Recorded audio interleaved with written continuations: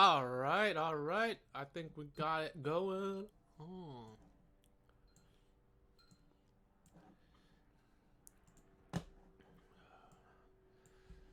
Hey guys, welcome back as always. Oh, why am I so short in frame? Let me sit up a little bit right now. Let me see how I look for you guys.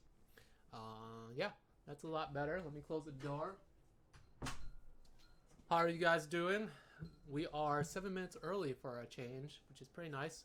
Rushed home from traffic, got back, and now we're about to get going on this. Let me put up my little post-it note on top of the camera so I know to look right here.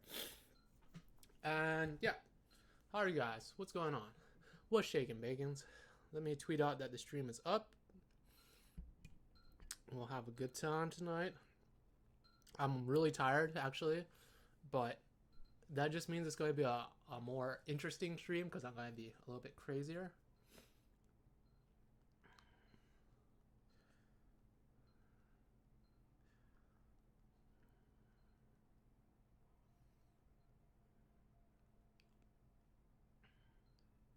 There's actually quite a few boards to go through tonight, which is nice.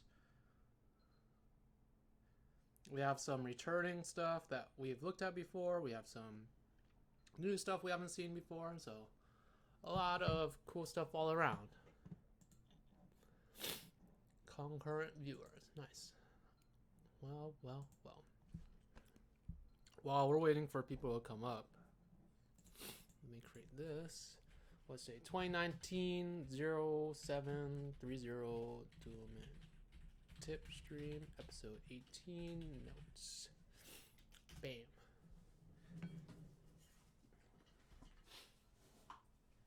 Let me know if you can hear me in the chat.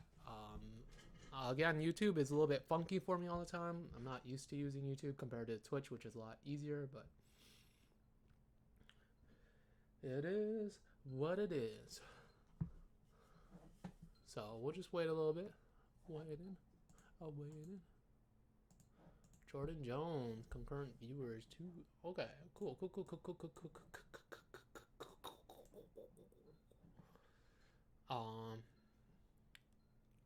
Yeah, let me know if you guys have any issues with any of the chat stuff. True, trying to get YouTube to be optimal.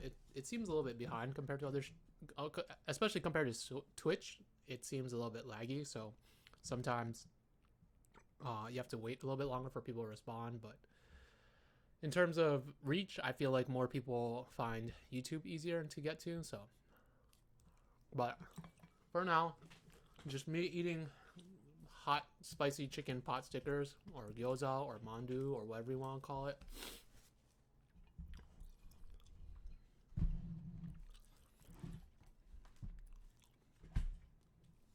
Oops. You guys having a good time? You guys having a good week? It's only Tuesday. Look at that brush. That's a nice looking brush. Do some. What should we draw? Draw the mandu. Don't mandu if I do. Don't mandu. That's what you call a mandu or pot sticker. It's usually filled with some type of. Hey, Rosiam. It's usually filled with some type of meat. The outside's like a flour-based thing. This time it's spicy chicken. It's really spicy. It's incredibly spicy. Looks like this. I got it off. I didn't get it off of. I got it at the H Mart in Arcadia, and it was on sale because I like to buy things on sale. And it's really spicy. It's a lot spicier than I expected. But it's good. It's really good.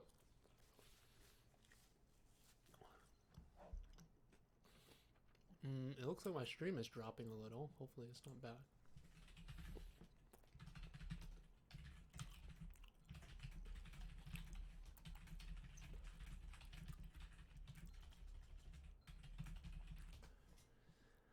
Do I need to point the camera down a little bit more too?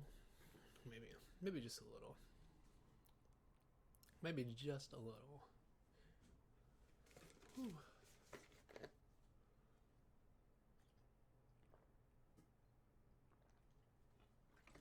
Yeah, H Mart is the best. Okay. Well, that's good that you guys can hear and see me eat mandu. It's 7:57, so we have a little bit of time while we're waiting. We'll just, just hang out, have a good time. Hey, Aiden, I saw your boards in the folder. There's quite a few tonight, which is nice. Yeah, take a look at everyone's stuff. Oops, where'd it go? Yeah, so we have Lilo, Rosie Art, which I assume is Rosie M. We have Mindy, we have Kaylee, and then we have Mermaid, and then Aiden. Tend to be really quiet, really. Okay, that's good to know. Let me turn up the mic a little. I don't want to blow it out per se, but if you're saying it's quiet, then let me turn it up. Let's get a little crazy up in here. Omni, figure eight, cardioid. I think I'm gonna do cardioid, right? So let me get a little close to the mic. Let's get a little intimate, guys. Let me talk to you one on one, and let's talk about our feelings tonight. I feel like I'm going to be honest with you guys. There are people in the world that will just not like you. You don't even have to do anything. They just won't like you. And I feel like I've run into a couple of those situations throughout my lifetime enough to know that you shouldn't give a fuck if they don't like you. And it's the type of thing where you need a little bit of confidence in yourself. Hold on. I'm fixing a lighting situation right now because it's terrible. We need a little bit more bounce light.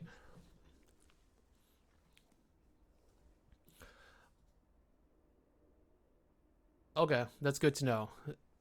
If you have to turn it up that much, then maybe I need to turn up my volume a little bit more. But I'm already peaking on my audio capture. Like it's already getting pretty close to the top of the audio recording, so I'm not going to go way higher than this. Which I don't know. Maybe it has to do something on your end. Maybe it's on YouTube's end, but I don't really have an issue with it usually when I play back. And all the audio that I record it peaks if I turn it up too much. So sorry, I'm like I'm peaking already is what the problem is. So I don't want to go any higher because once it peaks, you can't really use it. So yeah, and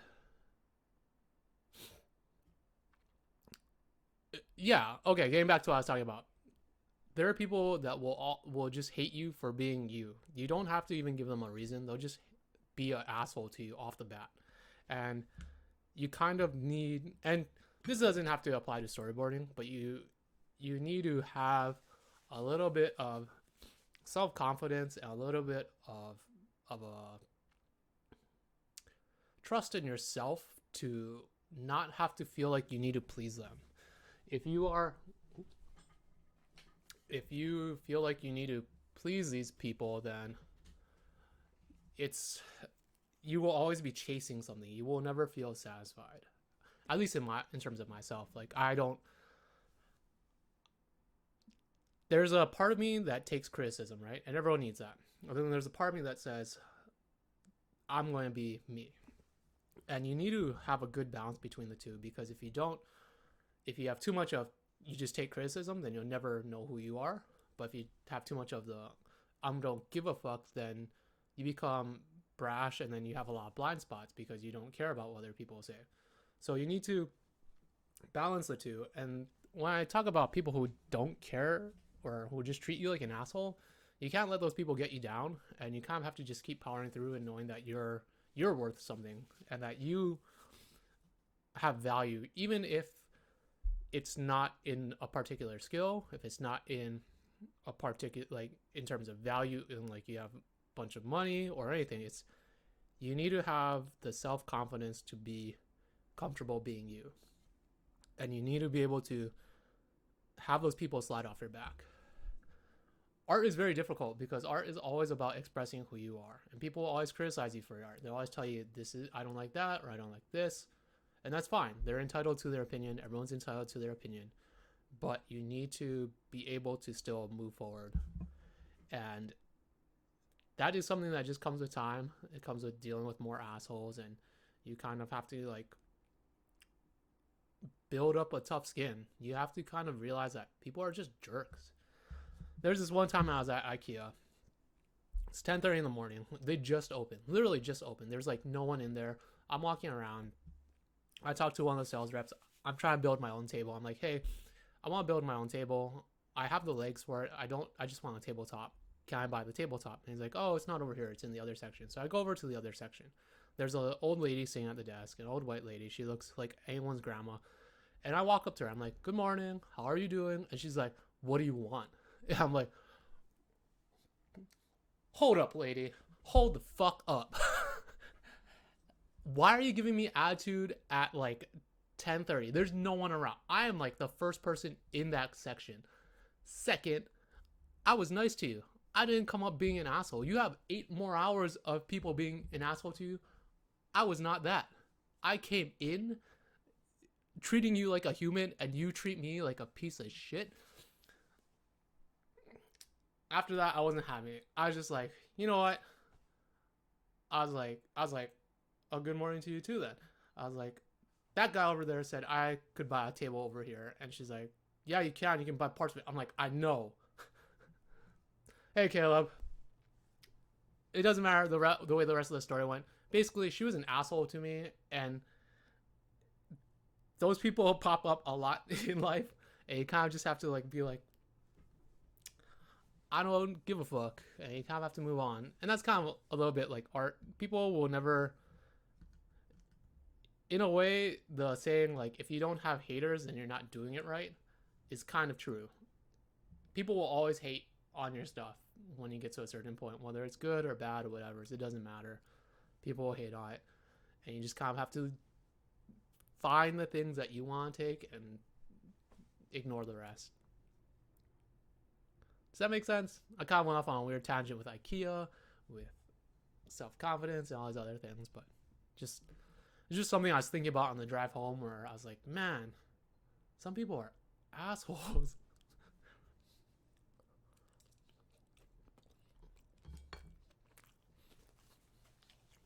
What's up, Min-Mays? Hey, guys. All right, what time is it? 8:05. All right, we'll get cracking. As always, thank you guys for being here. You could have been anywhere in the world, but you chose to be on YouTube with me tonight at 8 o'clock Pacific Standard Time, or 11 o'clock Eastern Standard Time, or was like 4 o'clock in the 9 o'clock in the morning GMT, whatever's.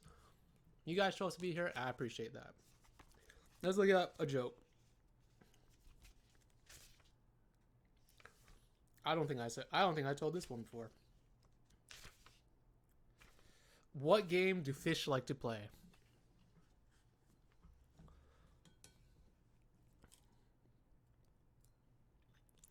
What game do fish like to play? It's a good one. I really love this one, actually.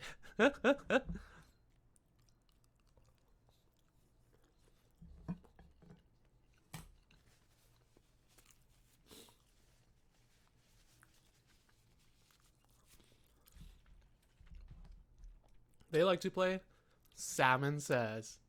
Ah! Salmon Says. All right. Tonight is episode 18. The last couple of episodes we've been doing storyboard review, and we're going to be doing that again tonight. Oh, come on. Pop on up. Wow. There you go. So we're going to start off with Lil Rosie Art's PDF. Her storyboards. I haven't seen these before at all. We're going to pitch through them really quickly.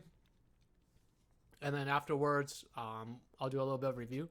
Since there's quite a few tonight, well, we've seen some of them before, which is nice. So we can talk about them some more.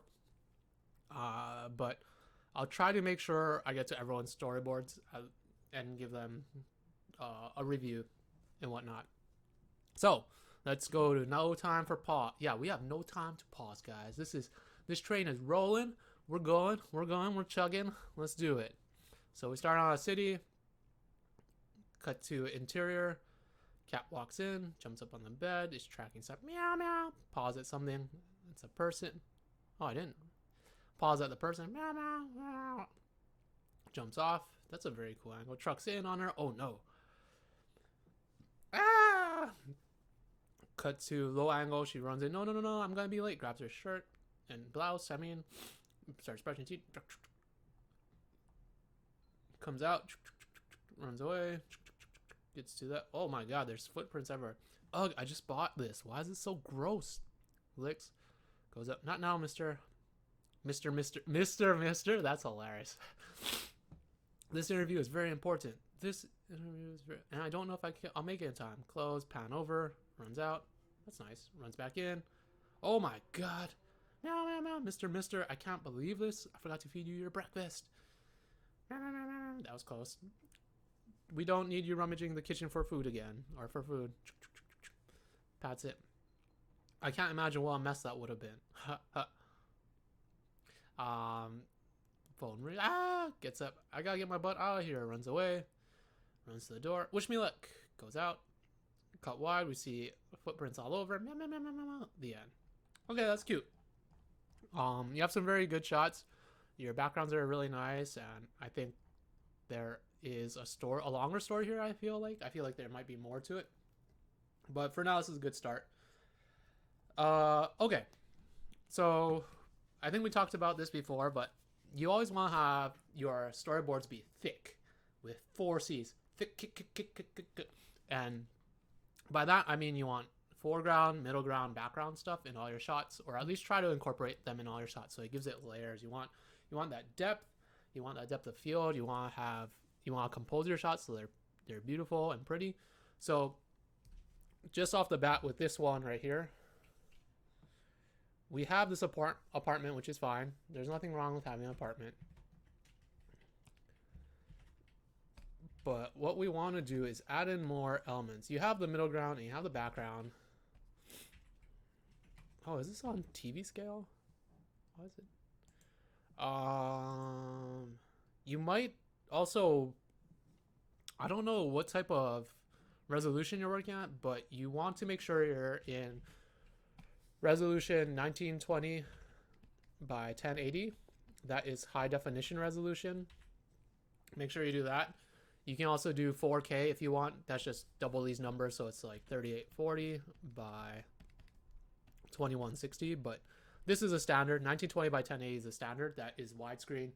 Your TV is probably in widescreen, high definition. It is what is animation standard at this point for now. So this looks more like TV safe, like 4:3, which is a little bit older, but just to keep in mind. So with this, we want to add in some foreground elements and whatnot. If it's a city, you would have more buildings here too. So add in some more cool shapes. Maybe like if it's like New York, you might want to add in like a water tower here. Maybe add in some more elements here, whatever's it. You just want to make sure it's composed nicely. I think right now it's just kind of a big block here, so make it a little bit smaller. You don't have to make it so big, and move it off to the side a little bit. Give it a little bit of dimension, so make it a little bit. What's up, Swearwolves? Hey, what's up, Chad? Give it a little bit of dimension. I know you have a little bit right now, but just give it a little bit more. You can even have the sun like cresting over the back of it or in back of it. Like, I think these cities in the back are fine. This is fine. Whatever your cities in the back like that are. Maybe have like one tall building. Have the sun come up like in back of it over there. What we talked about in Spider-Man, you want to have some scale, some big, some small, some medium. We also talked about that in the last stream where you want to have big, medium, small. You want to make sure that it's well composed. Have some nicely designed stuff everywhere. See, this shape and this shape are a little bit too similar, so I want to change it up a little bit. And then they dip down the same way, so I want to change that up. Right? Kind of want to lead the eye a little bit. It's fine if the sun is like big like that or something. And then, so this is the middle ground background.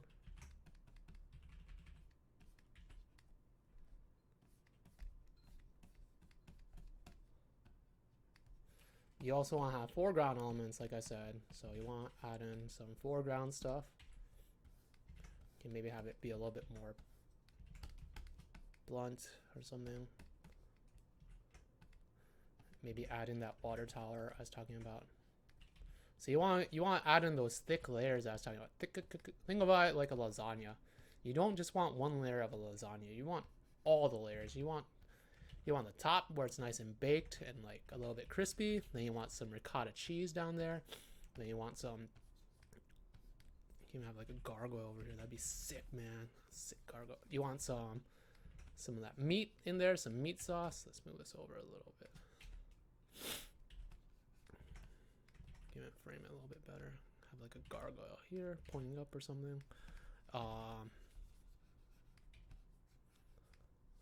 Maybe a line like that. I don't know. I think the composition is a little bit wonky because the resolution is a little bit wonky. I need to kind of like rethink this a little bit. But the idea is you want those lasagna layers. Get those layers in there, man. You can stack them like that. You want the meat sauce, you want the cheese, you want the noodles in there. You know what I mean? Do you guys like lasagna? The lasagnas? I hope you do. I hope you do. Maybe some deep dish pizza. You want to get those layers in there. Get the... Exactly. Life might be a box of chocolates, but you want your storyboards to be thick. If they ain't thick, oh shoot. Oops. Control Shift. Then you ain't storyboarding. So you get, there you go. You got a little bit more depth now, right? Like you have the water tower in the foreground. You might want to move this up a little bit because I think the layers are conflicting with each other now. You can probably squeeze this building just a little bit, just to give it a little bit more. Like that. You can probably have like the sun glinting off of it. Ping. Let's put the sun. We can have the sun a little bit higher if you want. Something like that. You have more buildings in the back here. All right, so you kind of get the idea, right? You want to add a little bit more depth to your shot. So it's a fine opening shot. It's just work on your composition a little bit to make it a little bit thicker. Oh, let's save that. So we did that, and then this shot again, like I said, you want a foreground, medium, background. I don't think you need to. So I think a thing that a lot of people do when they first start storyboarding is they feel a need to show all the actions. They don't take advantage of the beauty of cutting. Cutting can save you so much. The power to just cut from one shot to the next can hide a lot of things, and most people are pretty smart in that you don't have to explain everything. It is like if someone walks out the door and then you cut to them arriving at their destination, you don't need to explain how they got there, right? Like, especially in this case, like, let's take it for example, right? She goes out the door and then she's in the bathroom. We don't need to see her going to the bathroom, and you can eliminate all those things, right? So why I'm bringing this up is that we have this cat walking in like this, tracking mud onto the bed, and it's kind of like a nice fake reveal because she is not going to be upset about the paws on the ground. But it also feels very long. Like it feels like a very slow beginning. And I didn't even know this was a person at first. I wasn't really paying attention to that. I was just focusing on the cat. So it was kind of a surprise when we go to this down shot. I like the down shot. It's nice. What I'm saying is that I think you can get to this shot faster, right? We can get to her being pawed at faster, and we can have a more interesting composition. I think it would also be nice to hide all the footsteps until later. Like, I think it would be nice to, if the joke is her not getting upset about the footsteps, then we want to hide that until the very end, right? or at least pepper it in a little bit less, because throughout the whole storyboards we see it everywhere, but she's not paying attention to it. She's not paying attention to it, and then she comes back in at the very end. And she's like, "Oh, I forgot to feed you. It would have been terrible if you made a huge mess."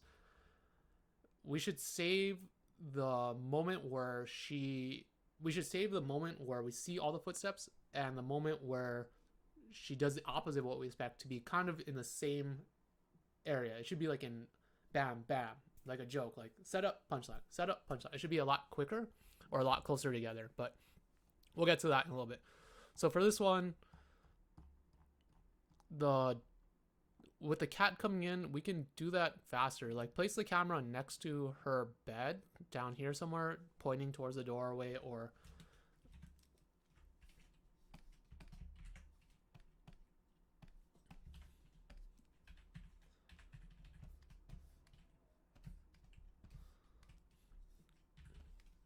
also you can show her face earlier on, because I don't think we get anything by hiding it. Hold on, let me move my dumplings out of the way. I'm just going to finish these off.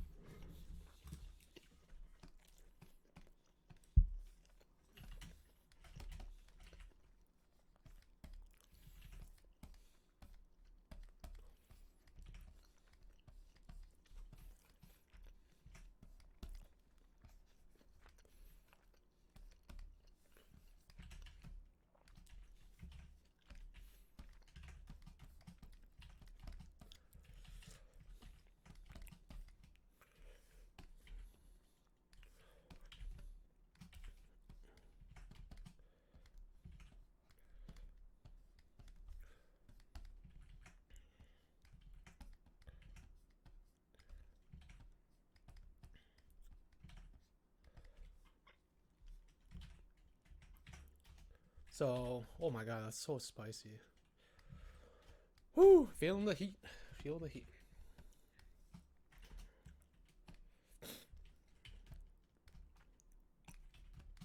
Right, so we start with the girl already. We can truck out from her if we want, or we can do whatever we need to. But let's just start on her from the beginning. I think you could probably have some type of joke between this shot and the previous shot, because they feel very similar. Like the layout seems very similar, so we might have to change it up a bit. This whole thing, and then that whole thing might be like this foreground element, and then this foreground element might be a jump cut. So we just might need to be careful about that later on. But for now, let's not deal with that and just talk about, like, you can start closer to her earlier on. We can have her doing her thing. Maybe it'd be funny if you start, like, you trucked out from her mouth or something.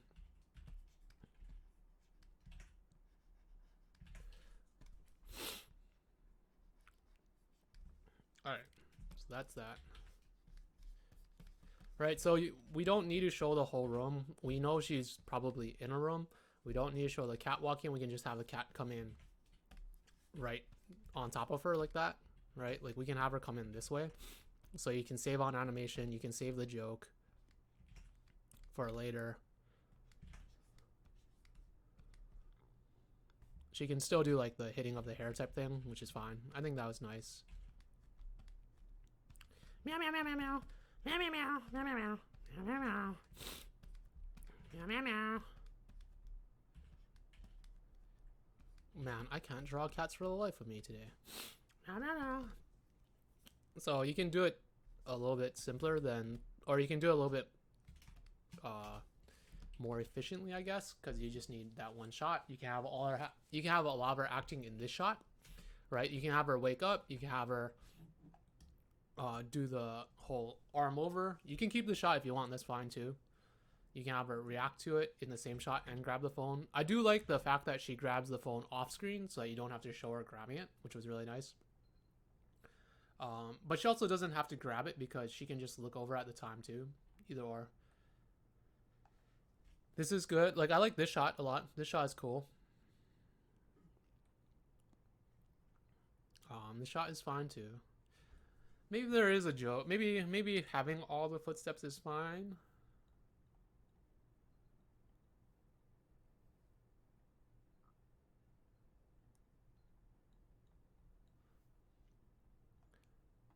You know what? You know what? You're right. I think having all the footsteps up until this point is fine. It just builds the joke. I think what we're missing though is a reaction shot from her. So all these shots are really good. I like this one. That's fine. Be careful that your shots are a little bit flat. So they're all, what I mean by flat is that this wall is always parallel to the camera. Whatever wall you're shooting at is always parallel to the camera. So this one's parallel, the other one's parallel. This one's better, but this one and the room shot feel very similar. Right? They're both kind of flat. They both kind of have the door in the same spot. So the way you can change that is just don't have the door be, or don't have the wall be exactly parallel to the camera. You just tilt it a little bit like that, where you're like kind of, the door is kind of tilted, or not tilted, it's just at an angle. So that's like the background. The girl can be brushing her teeth.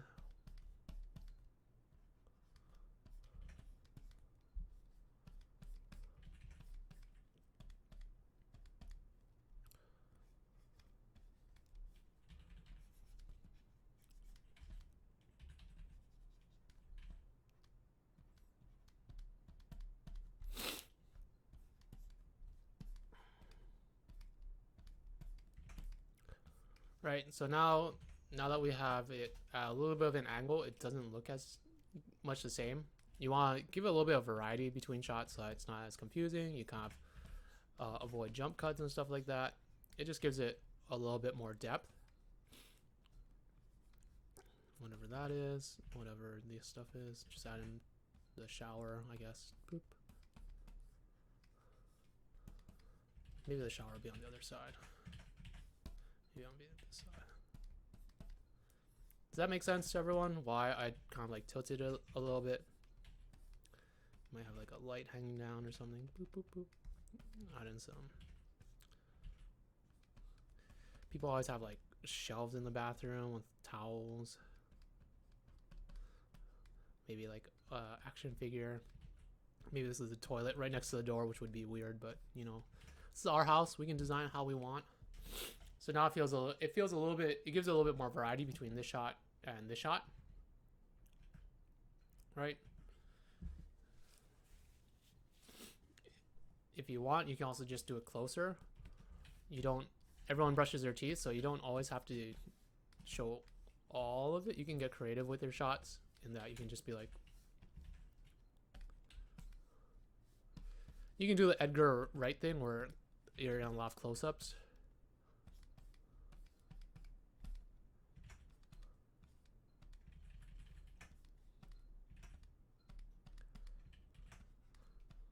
So you get more of her acting like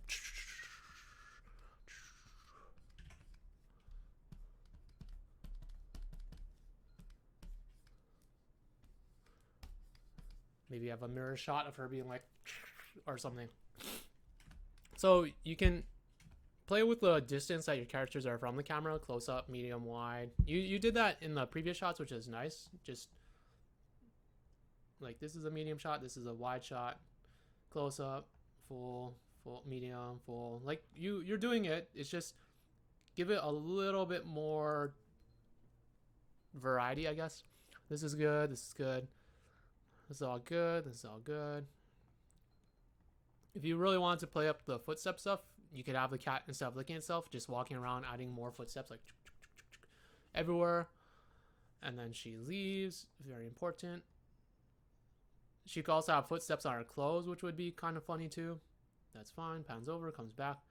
And then she's like, gasp. We need a bigger reaction here. I think the reaction needs to be a lot bigger for the joke to play. And maybe it's that Stanley Kubrick truck zoom in type situation, or Vertigo. Do you guys know what the Vertigo shot is? They use it in Jaws. They use it in a bunch of things. Let me see if I can pull up a clip. It's a real classic type of shot that was, it's nice. Jaws. Oh, what? Chance the Rapper put out a new album? Whoa. We'll get to that later. Here, this is the Jaws Vertigo shot that I'm talking about. Right? And it's called a Vertigo shot because they use it in Vertigo, the movie, the Alfred Hitchcock movie Vertigo, and It's an interesting technique. It's the camera pulls away, the camera itself, the whole camera moves away while the lens trucks in on something. So it creates a very jarring effect, right? There you go. Did you guys catch that? Let's see it again. Oh wait, let's see it again. Play it again for us, David. So what's happening is the camera's pulling back, and then you're zooming in.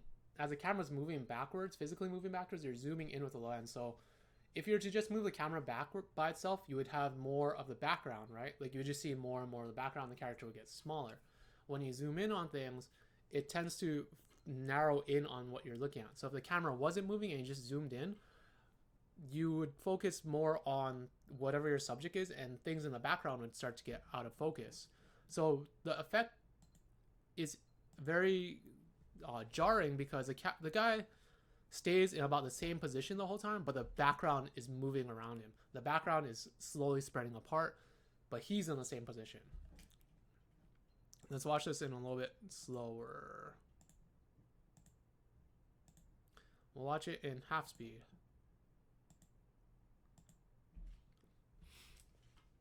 So if you pay attention to his silhouette, it'll stay about the same throughout the whole shot or throughout the whole camera move, but the background itself will get different, will change around him.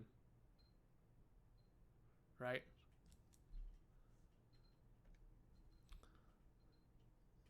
They call this the vertigo shot. Some people refer it to the Jaws shot because he uses it in Jaws. They use it to create a sense of uncomfortableness or like, oh shit moment. So you could use one of those type of things at this moment. You could just do you could play up the humor in a lot of ways. Okay. She saw prints on her butt, but when she leaves, zoom while changing the focal length. Yep. Paw print, but yes. Did I miss that?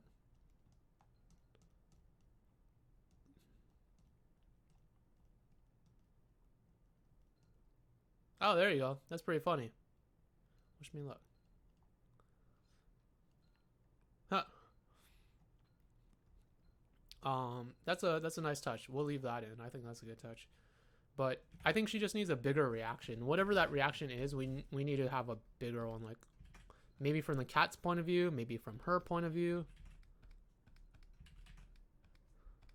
This is more like cat's point of view, like ah. And then we could also have that shot where the person looks around the room. So in this shot, it's a wide shot, but if you really wanted to play it up, you could have it be like pan around the room a little bit to get her POV. Like she's like looking at things like and to sell that joke, you would just add in like food or like a empty bowl somewhere and be like, that's what she was looking at. She was looking at the empty bowl. So yeah. I think we just need a bigger reaction because the only reaction we get from her is this one shot. But I think this one pose here, I think we need like at least a shot just of her like dead center, of her being like, ah, and doing some acting or something, and then get that POV shot of her looking around. And I think that would really sell it. I think this is a good shot. Like in this shot, you didn't have it flat. You drew things not parallel to camera, and it's good. It's funny. You have the cat in there too. I think it works. I think you just need to add in an empty bowl here, I think, so that it sells it just a little bit more. Just a little bit. And this is good. This is good. It's all good. I like this shot too. I gotta get my butt out of here. Runs away. And then out the door. So I think, overall, I think just a variety of shots at the start and adding in that thick layers will help it. I think adding in the reaction shot of her seeing the paw prints, but actually not being about the paw prints, will help sell it a little bit more. And yeah, I think those are the things that you might want to add to it just to like play it up. Minor notes about things: watch out for your perspective. Like this, I know this is a low angle shot, but if this is a table or some type of counter, it needs to be up higher. This is fine. Just make sure all your lines go to a vanishing point. That's fine. That's fine. That's fine. Like, I like that.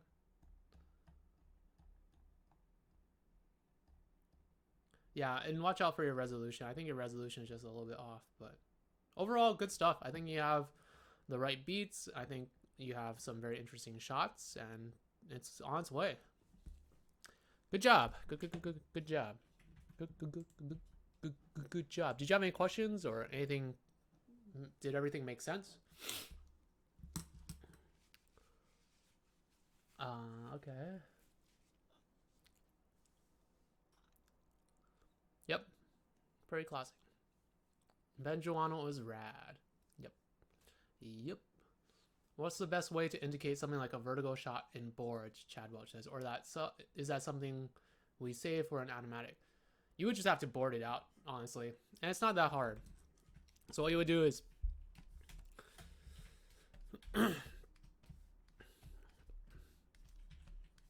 let's say this is a shot with the excuse me, so spicy meatball.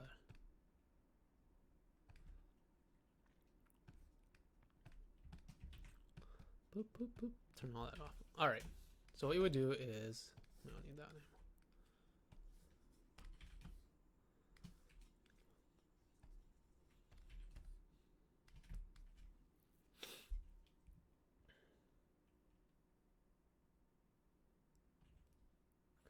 Oh, Rosie M asks, thank you. You didn't notice her butt before, so is there a way I can make that clearer?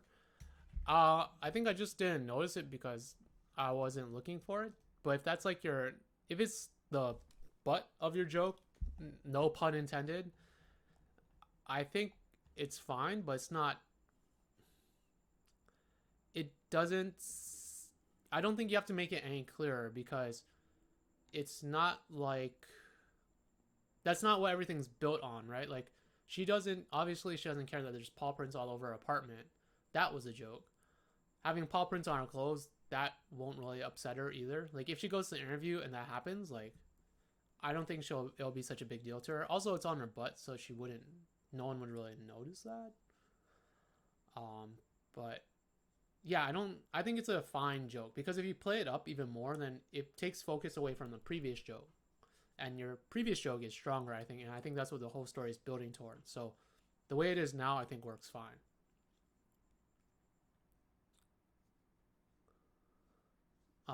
Yeah, uninvincible, eat. Maybe make the walls around her darker shadow. She's turning off the lights as she leaves, so our eyes are drawn to her instead of darting around the screen. That's fine too. That's totally cool. You could just color it something different, or I'm sure when it's colored, because right now it's just black, white, and gray. It's hard to kind of tell, but if it were to be taken to animation or whatever, it's like those paw prints would definitely stand out on whatever her skirt is. Like if it's like a pink skirt or a white skirt, it would definitely pop. So again, I don't think you have to worry about it too much because I think the joke is fine. I just wasn't looking for it.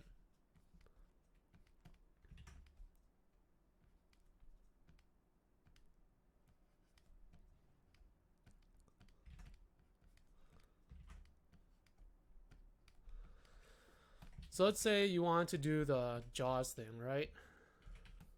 Ooh, let's move that here. What you would do is you would basically just draw it out, and then if you really want to get technical, just write it in the notes somewhere. Write it on the notes, be like, this is a Jaws or a vertigo shot type thing. So we have the true. Let's put in one of your backgrounds. Actually, let's try to figure out if we can get this background to work.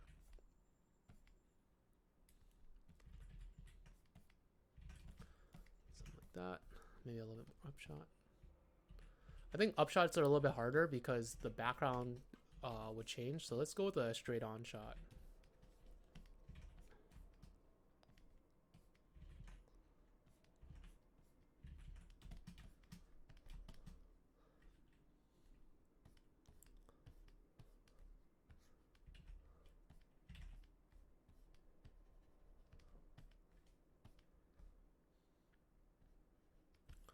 down or whatever. All right, so it's like that.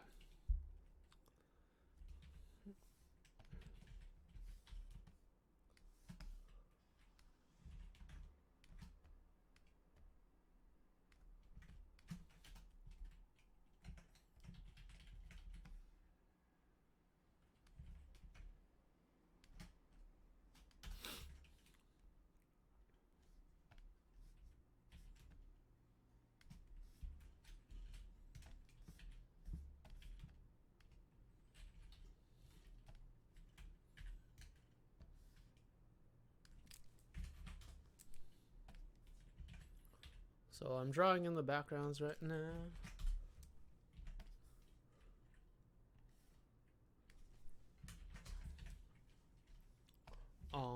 And like I said, you don't, if you really want to make sure it gets across to the animators and make sure it's in your storyboards, write it in the side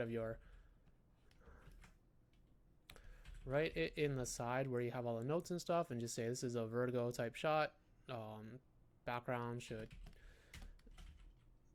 zoom in while we are dolling back. It's more prevalent in 3D because 3D actually uses cameras or simulated cameras versus 2D, but you can achieve the same effect in both. You just need to make sure you do it properly, or draw it properly and annotate it properly. So if we look at it right now, it kind of looks like that, right? Like the background, it's getting obviously closer between the first and the third shot. It would probably, what would really sell it is you would probably want to do something like this. Add a little bit of a Gaussian blur to it. Come on, work with it. 2.3. And then the last one will make it even stronger. We'll just double it. 5. Right, so you can feel it stretching out and getting out of focus. And you get that vertigo sense, and you just write. You do it, you draw it out for one, and then you write it in the notes. If you are in studio and let's say you're working with the animatic editor or the editor, you can tell them too, like, hey, this is what I want. Here are all the separate parts, and they'll compile it for you to make it work. That also works. Rosie M says, okay, thank you. I'm going to fix it before I submit for the Nick art program. Okay, that's fine. Like, all of these are just suggestions. You don't have to take them. You can take it or leave it. It's totally fine. Chad Welch says, okay, totally, you can annotate it and stuff. Gotcha. Yeah, you can annotate a lot of things. If you're in the studio, it also makes it a lot easier because you can just talk to people and be like, this is my idea, and then they'll make sure it gets through most of the time. So stuff to keep in mind. So that was Rosie M's. Rosie M notes. Let us keep chugging along. Chugging along.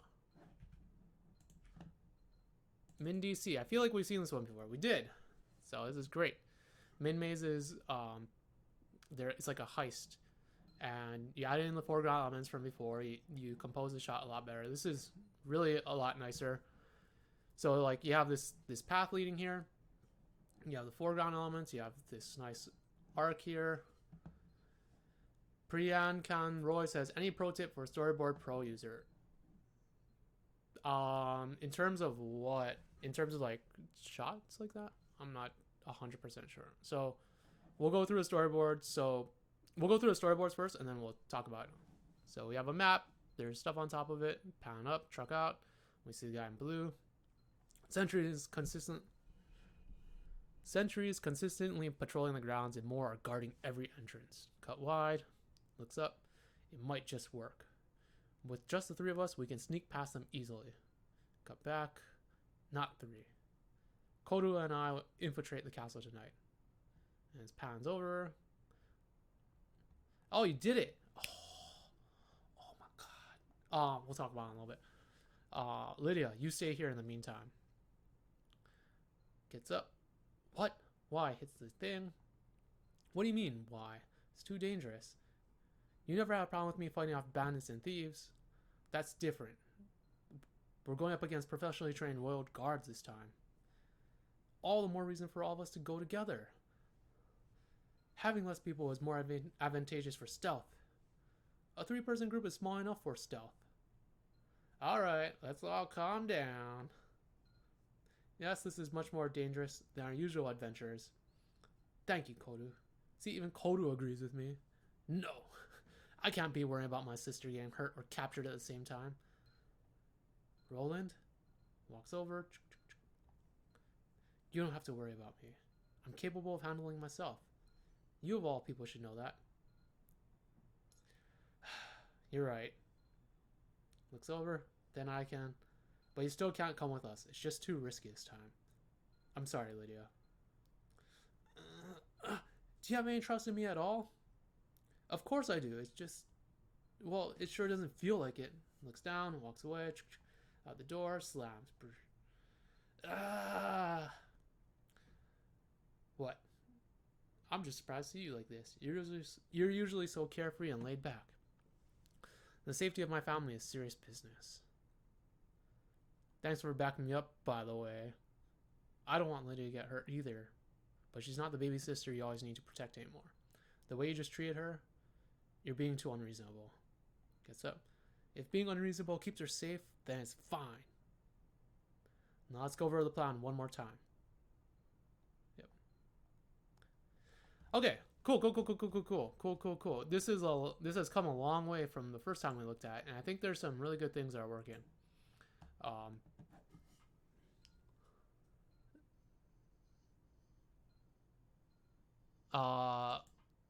Okay, so Minmay says, yeah, it's all cleaned up. Just wanted to see if there's any more to add in or improve. Cool. Swearwolf says, I still have zero idea how to add dialogue into my Storyboard Pro. Lol. At least have me export properly. Okay, we'll do that at the end because it might start chugging. The stream might start chugging a little bit, but I can show you that. We'll talk about this. Okay, so I like this shot of the map. You might want to indicate with color or something a little bit more, like, because the map is a little bit abstract right now, it's hard to tell what we're looking at. Like, I get that it's a map and we had talked about this before. If it's like Royal Guards, you should put like an X or like circle, like make a red circle around it or something, or like have a face of a king on this, or just something to indicate to look here, right? Like, and again, this is like small design stuff, but it will just help sell your ideas even more. So if this person had like a face, if this was like Roland, like an R or L or whatever, and then maybe there's like a gold pile beneath him, or, you know, just to indicate something like that. The pan track up is nice. I like what you did with the background. You framed it a little bit better. Yeah, we have this. We have the books. You did the big, medium, and small we talked about. Nice. I think Roland's arm here is still kind of distracting, so you might want to take that out in this shot at least. You can just cheat it for now and just take it out, which is fine. I think you can probably frame this slightly. Oh my goodness. Yes, frame this slightly better. I think the shot is a lot better. It's definitely calm. It's definitely better than before. It just feels like there's a little bit of space here. And this is like, I know a lot of the notes that I'm giving, I feel like it's like you take one step forward or two steps forward, one step back, and that's kind of how it goes as you're learning. You kind of learn about these things and you try to improve upon them, and it's slow going, but I think there's a lot of improvement already. So what I'm telling you is just kind of like, it's like more frosting and more cheese to what you're making. It's just a little bit more refinement. So I think you could probably frame it in a little bit more. You also probably could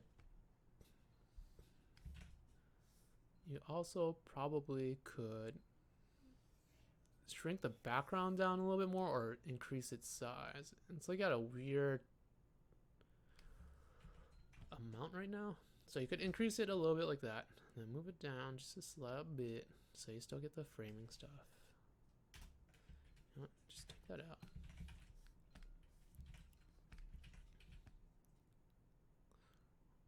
Alright, something like that. So you decrease the size that's in the corner.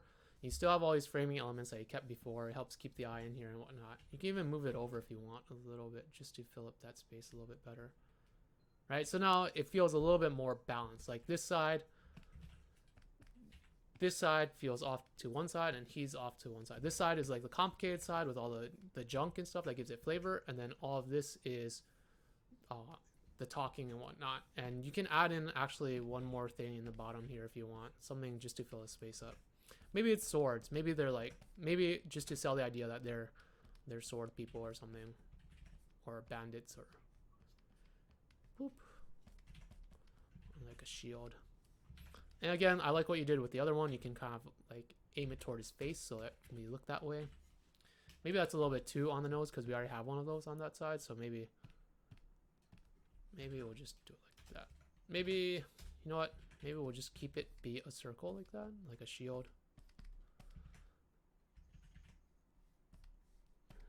And maybe something else. Maybe a spear or something, or shield.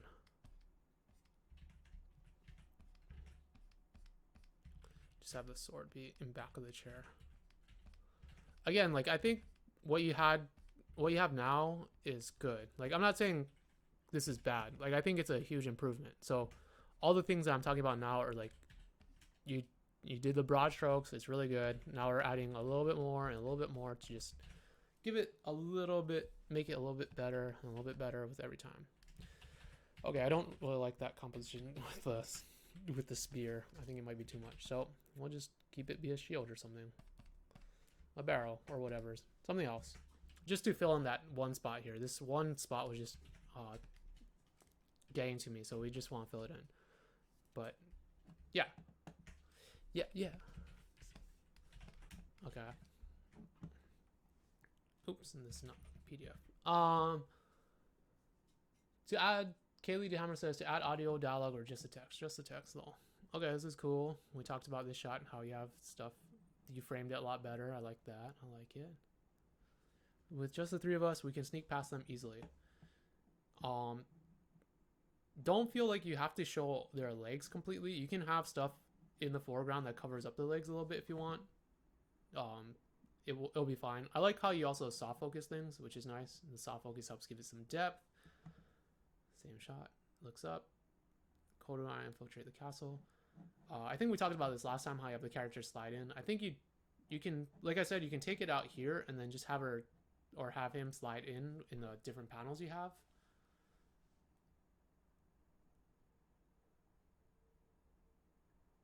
Right. I do like the background stuff now. I think you've done a lot better.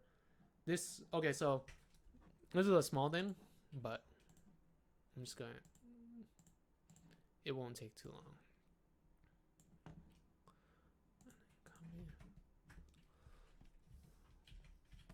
So right now you have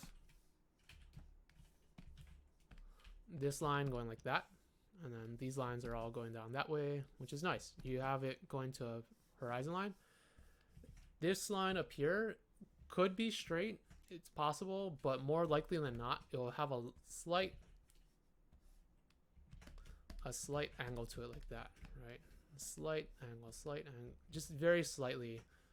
Because like when you look up at the ceiling like that in your house or anywhere, the only time it would be flat like that is if you're looking parallel to the wall, and then you have to be directly parallel, but we're not directly parallel with the wall in this shot. We might have been in this shot because it just pans up, but when you include the other person, it's kind of like a little bit of a not a 3/4, but it's just at an angle a little bit. So you just want to give it a little bit of a slant. Right, so it'll look something like this. So it might be it. You also wouldn't hit at the same spot. So if it hits here, make sure to draw out your backgrounds a little bit. It might be something more like that.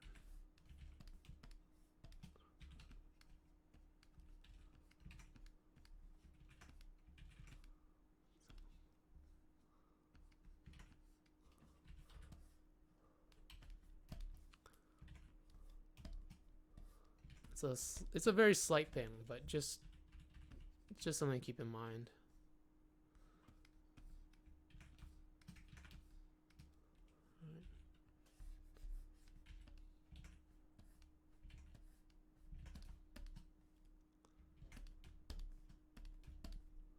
Something a little bit more like that, maybe. Not exactly sure how this roof is working, but we'll make it work. We'll make it work. Yeah, it's a little bit better. This might just be flat like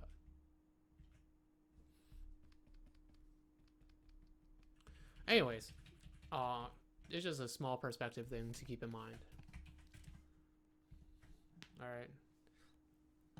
You stay here in the meantime. Lydia, you stay here in the meantime. Again, there feels to be a little bit of... There's a kind of a disconnect in their sizes right now. And I think... I know what the shot you're going for is. It's just that he's a little bit too big and the table is a little bit too small. She's a little bit too big, and it's like a scale thing. And it's just practicing drawing characters in a background, and it's practicing understanding how perspective works and all this small stuff.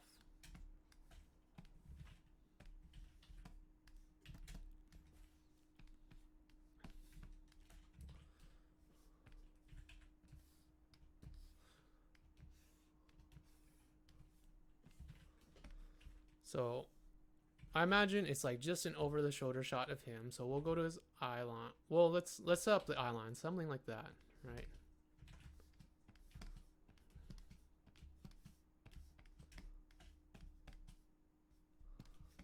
A little bit. So kind of do something.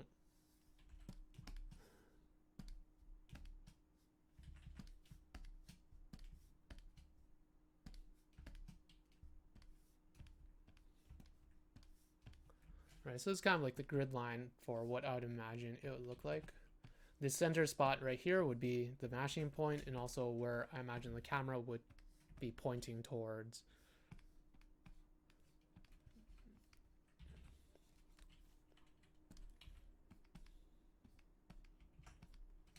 What does she look like?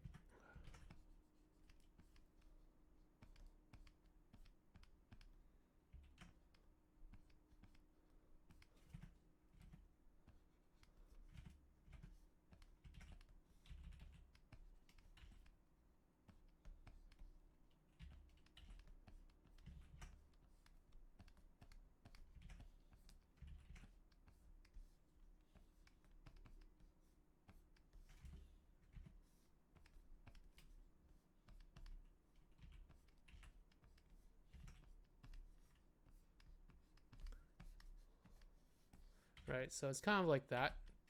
This is more of a, I imagine the shot you're looking for is something a little bit more of a long lens shot, because we're kind of, oh, I squished her a little bit weird. It's something more like that, I imagine. You have the table here. Tables are probably like something like that. Normally I would probably draw the table first, to be honest, I think, just so everyone lines up in the table properly, with the table properly. I find it easier to draw characters after things that are like square are set down. Yeah, I kind of messed that up. So I imagine the table would look more like this, right? You want this shot. So she goes, oops. She ends up becoming like something more like that.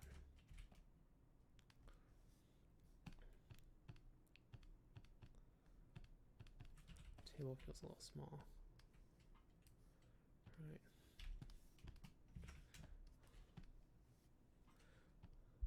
It's a subtle thing. It's a very subtle thing. Like, and at this point, I'd probably draw in Roland. Yeah, I think his name's Roland. So if it hits her at just about the nose, then if they're the same height, it would hit him at the nose too. Like, it would hit him at the bottom of the nose here. And if you know anything about anatomy, the bottom of the nose should hit about the bottom of the ear, so you can do it that way.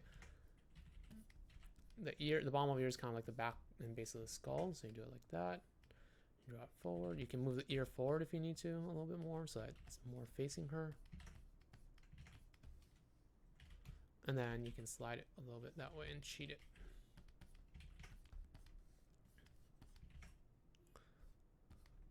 Give him the Sasuke collar. Give Alphonse the Sasuke collar and the Alphonse hair.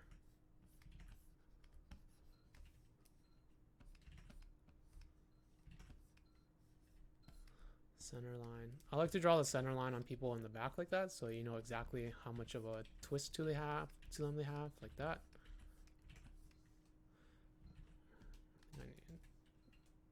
But do you see how I figured out the height of his head and all those things?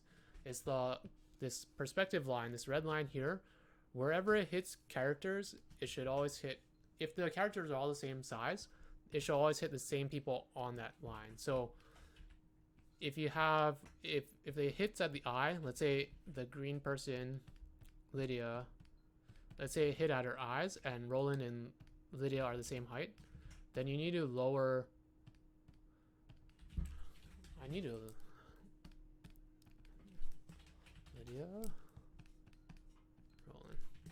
You would then need to lower Roland so that his eyes would hit at the same height. Does that make sense? The horizon line hits characters at the same spot when they are the same height. If they aren't the same height, then you just figure out where it hits them, and it should always hit them at that spot. So let's move this back up. Even if Roland were to stand way in the background, it would still hit just under his nose. He could be as far away as he needs to be, but it would hit under the nose. If he was sitting down. If he was sitting down, because they're sitting down. So I imagine your shot would be something a little bit more like this. It's a subtle thing. It's a subtle thing because now you're framing it on her. This Roland acts as a framing device where it blocks off part of the screen. You don't really need to see Kodu too much. You can put him in there. He would probably be like closer on this side anyways. Like that. So you might, if anything, you might see him a little bit on the opposite side of him, but I don't think you'd see him too much unless he leaned forward. But even then, his head would be kind of like that. But I don't think you need him in the shot. It's not about Roland, or it's not about Kudo. It's about these two. So you can frame it like that. Let's move Lydia back up to where she was before. And so that is how I would kind of set up the shot. You could then soft focus him out if you wanted to and really focus on her. You can also make it a little bit tighter if you need to be, and then you can cheat Roland a little bit by moving him in like that. So the idea of the OTS is you're using the person in the foreground as a framing device. You just want to make sure that the camera is like just over their shoulder, like just right here. You can do other shots like you have like this. It's just make sure that their scale is properly set. I think he's a little bit, his head is a little bit too big, and they're a little bit too big. They need to be a little bit smaller. The table is not working in the same perspective, so that might be a problem too. But this is a little bit, I think this is what you're going for if I would take a guess. Does that make sense to everyone?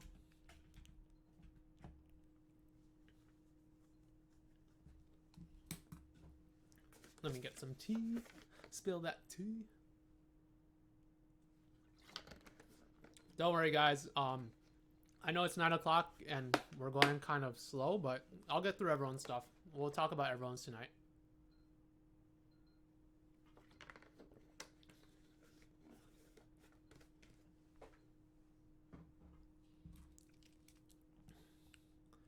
Gets up. That's fine. I think that's fine. Slams down. He gets up. It's too dangerous. Wait, what? Why?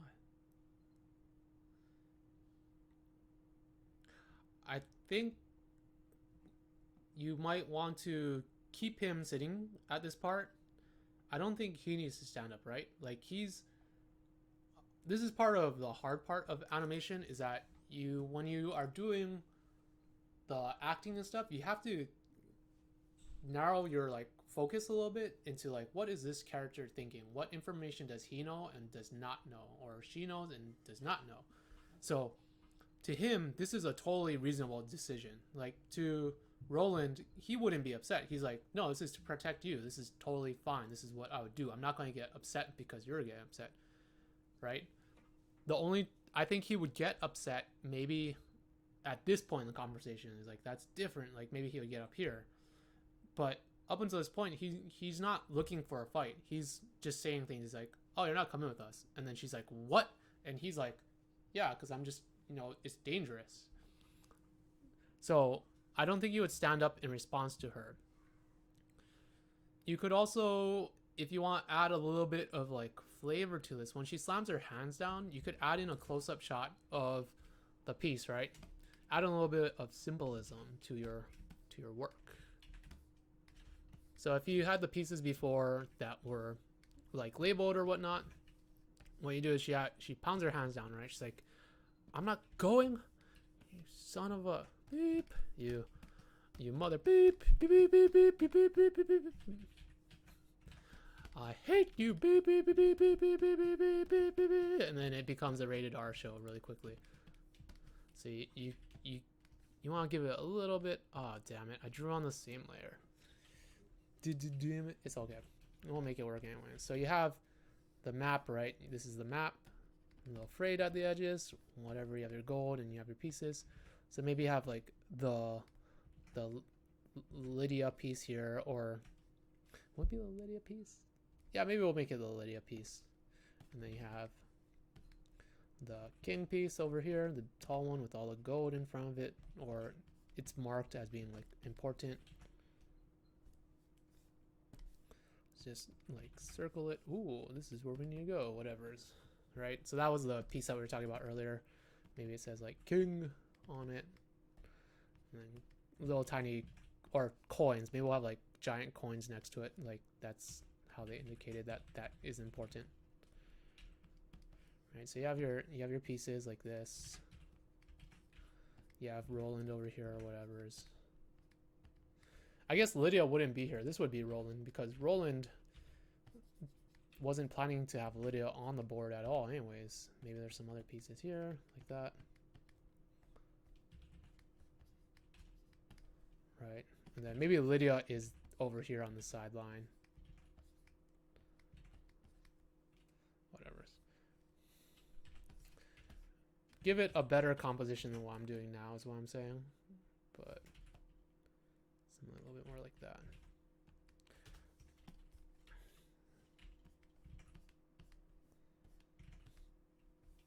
So when she slams it down, maybe Roland falls down, right? He falls down. Maybe the other pieces shake a little bit. Maybe it, because you want to give it a little bit of symbolism, I guess. You want to give it a little bit of flavor. It's a metaphor. It's a visual metaphor, and it breaks up the shots a little bit because right now it's person talking. That's totally fine, but you just want to give it a little bit of, a little bit of drama, just a little bit of drama. Maybe this is the Lydia piece, and then she falls over in the foreground. I don't know. Just you want to give it. I think you might just need a one shot or something to indicate. Maybe it'll fall that way. Yeah, maybe have it fall that way.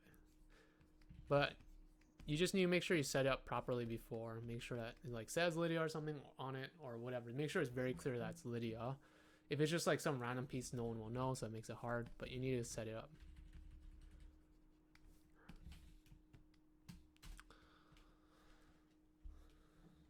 Does that make sense? That makes sense. So that's cool.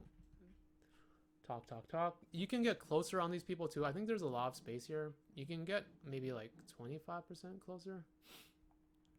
Talk. This is good. I think this OTS is a lot better than the other one. That's fine. I like that you had the acting. You left room for the acting. You don't want to leave too much room because it telegraphs the move sometimes, but this was just enough. Talk. You can also have his hand going back of her if you need to, if you want to bring her over closer a little bit more. Talk.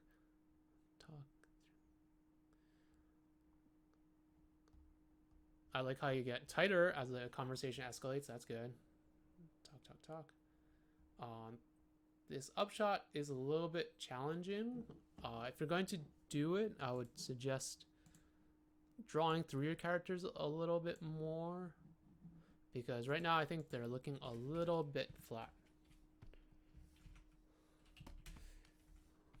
This isn't a storyboard thing. This is just a drawing thing. So we had talked about this a little bit in the anatomy episode. So the head's kind of like a box like that, right? The top of the head, something like that. The eye line should go like that. So because of that, maybe give it a little bit more.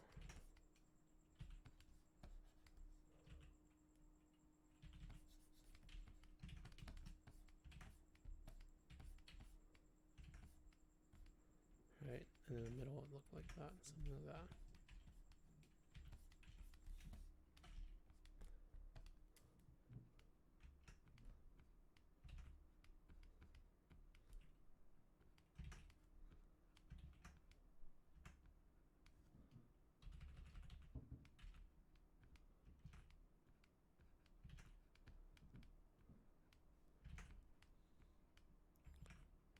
Right, you would see a little bit of his eye on this side, just a little bit.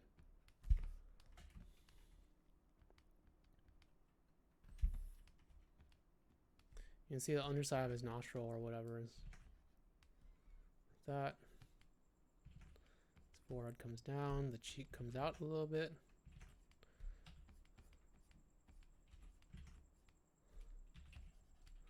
You would see a little bit. You would definitely see the underside of the chin because it's an upshot.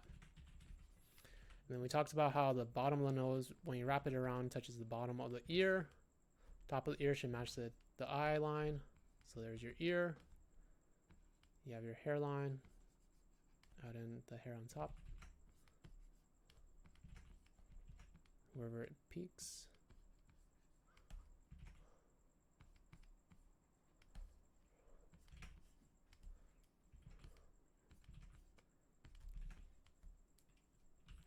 I think this might be a little bit rounder like that.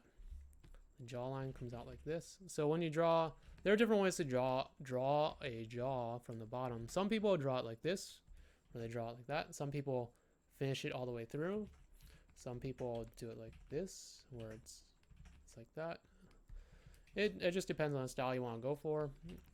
Then you add in like that line here for the neck muscle. I forget what it's called, but you want to make sure you have these pieces to your drawing so that it looks like more of an upshot. You can even add in like the cheekbone here if you want to really sell that turning, because the cheekbone is kind of like at the corner of the head. This is fine like that.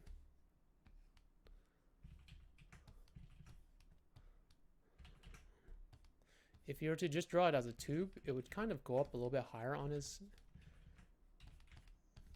a little bit higher like that, because I think you had it a little bit higher before. So just do it like that and then bring it down.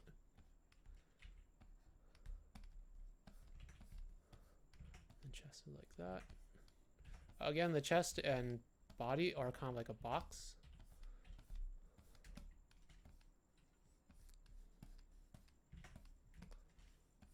Uh-oh. This is where it gets a little bit wonky because I think the perspective is different. This person is a different perspective, and this person is a different perspective from Roland. So just be consistent about it. I think.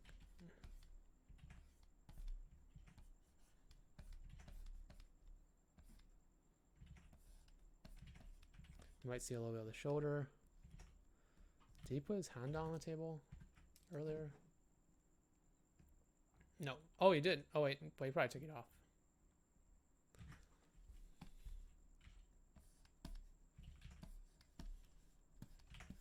Wraps around.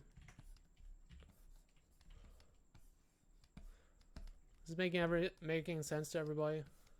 I don't like this arm.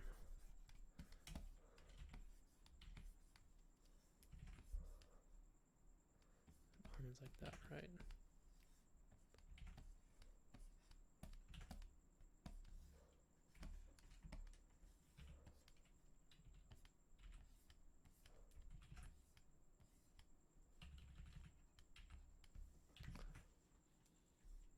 Oh, that's a little rough, but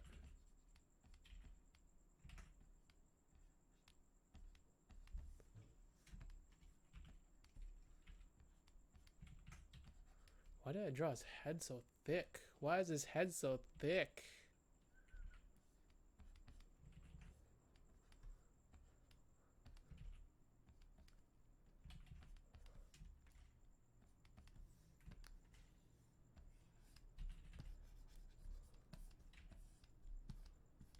Alright. So if that guy... Normally I would set up normally I would set up my perspective lines first, right? I'm not going to draw someone until I know exactly where the perspective is, because that way I can just turn everyone to boxes and figure that out a lot easier.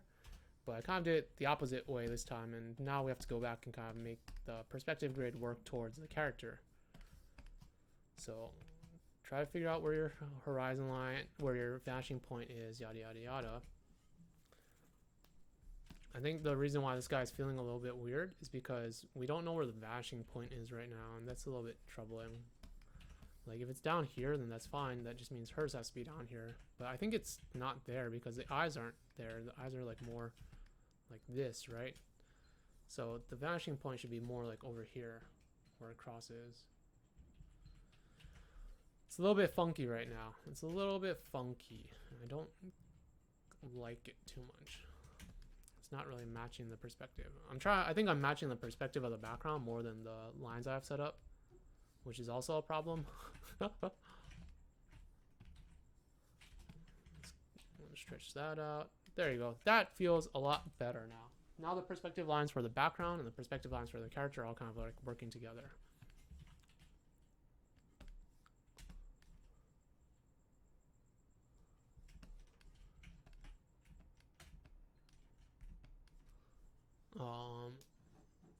You guys were talking about programs in the chat.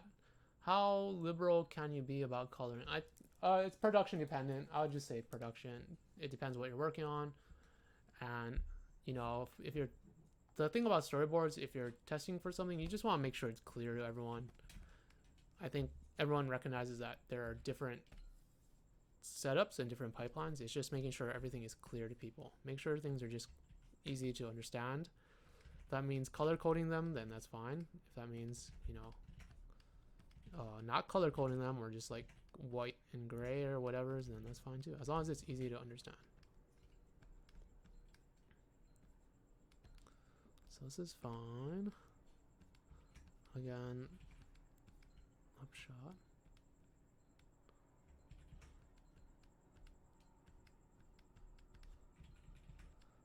When you're doing upshots and stuff, you have to remember that the features wrap around the skull. Like if you were to draw a skull, the teeth are wrapping around. Like think about your own teeth. So it's not just a straight line. I know in anime they do that a lot, but it actually wraps around like that.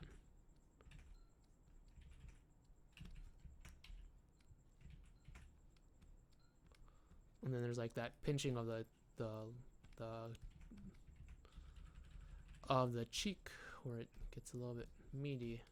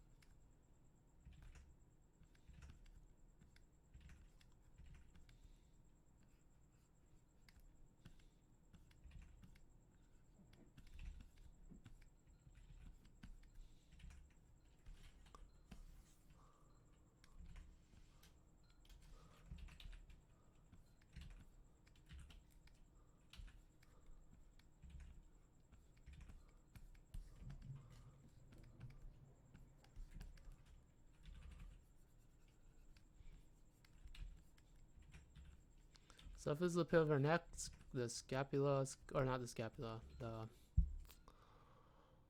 the collarbone, sorry, come out like that. They connect up to the shoulder muscle, pinches underneath, under boob, pulls back, or the shoulder on the other side. You see a little bit of it. Her boobs are a little bit big here. Let's tone them down a little bit. Don't want to get banned off of YouTube's. This is the rib, where it sticks out. Then you have your stomach, and then you have your waistline here. You got the nice thing about digital is you can always draw through your characters and erase later, like that. You can also draw a lot on the side. So if her hand, the elbow hits right where, if you're stand up straight, your elbow would hit right where the bottom of the, or where the rib sticks out here. So if that's the case, then in perspective, it would be down here somewhere, but she's pulling her arm back because she's upset. She's like making a fist or something, so it'd be a little bit lower. Maybe she's going to have it in frame then instead. We want to see this fist.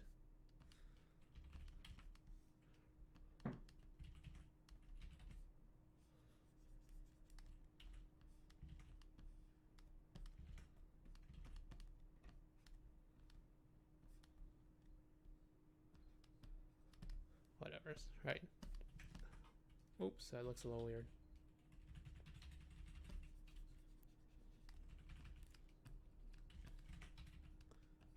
That boob is really big for some reason on that side. I think it'd be a lot smaller like that. Something like that, right?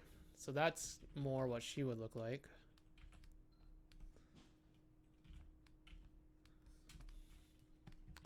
You want to make sure those features are rounded. That guy's not looking at her now.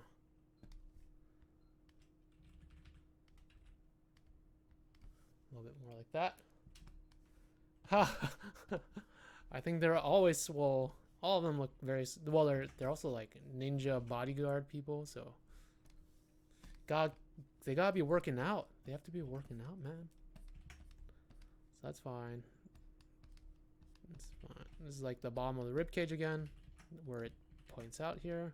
Start of the abs. So you like draw through. What I mean by draw through, you can think about the whole rib cage in terms of space, like that. Think about the neck, how the neck muscles connect to things. Even this character will be looking up slightly because it's still an up shot, so they're still going to be looking up. If anything, this person should probably be a little bit lower because the table, which actually should be like right about here. Yeah, it's like just off screen, but it also should be. These characters feel a little bit big, so we might have to shrink them down.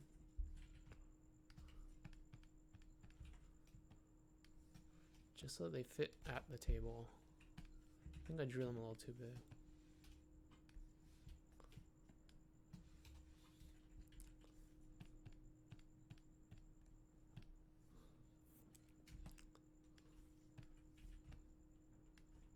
Let's move the table over then. So you might need to widen out the shot a little bit, but this person down here is definitely too high. I think they need to settle. They need to come down, because if you think about when someone's standing up at a table, your head is kind of a lot lower than theirs is. Oops. At work, I'm using a Mac, so now I have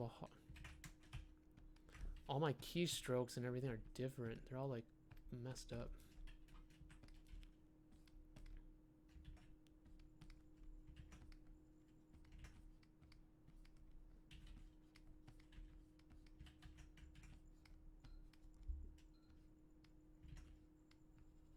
Palm on the chin.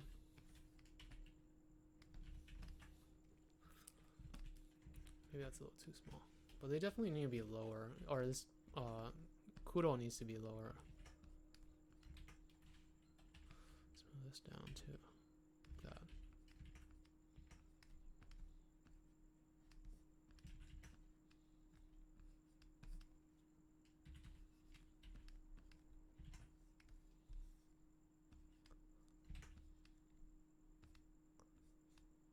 I think this one's pretty close already.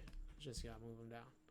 So it's a little bit more like that. You might need to widen, make him a little bit bigger. That's the idea, right?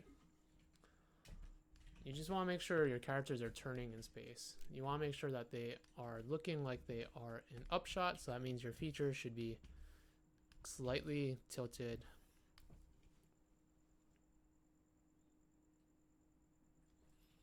I think we can move this person up actually a little bit. We can move this person up.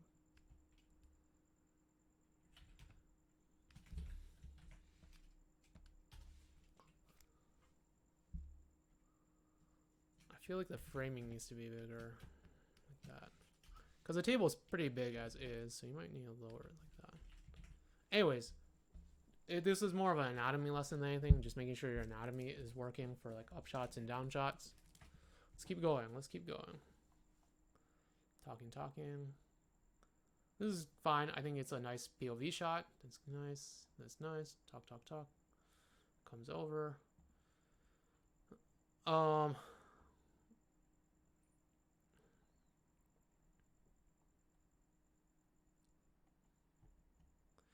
This moment feels a little bit voyeuristic. Like she's coming over for a tender moment and we're kind of at a third person point of view. We might want to cut to like a POV shot or OTS shot a little bit just to get their reactions and to get the acting. It's kind of from the side, so it feels a little bit off, but yeah, something like this. Maybe adding one of these earlier. One of those earlier. It's fine. Walks off. Was the door always in back over there? We should have seen it earlier, right? Maybe if the door is right there, maybe change it. Because I feel like we should have seen the door earlier if it was like right in back of her. Maybe just put it off to the side somewhere, or maybe she just... Yeah, maybe put it off to the side.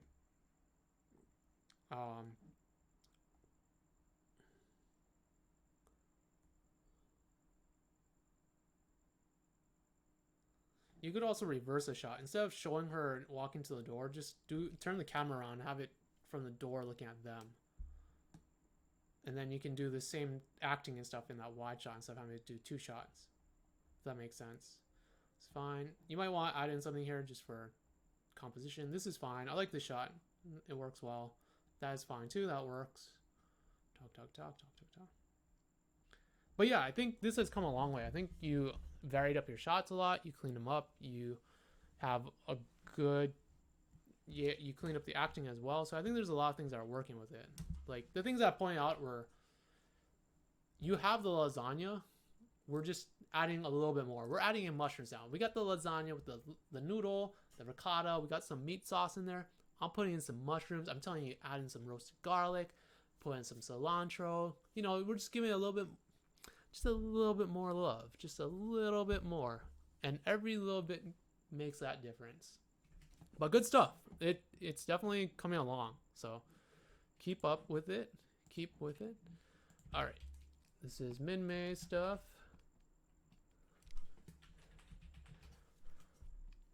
Let us go to number 5. Kaylee. So I think we've seen this one as well before. And, well, let's go through it real quickly. Fairy comes in, water and supplies.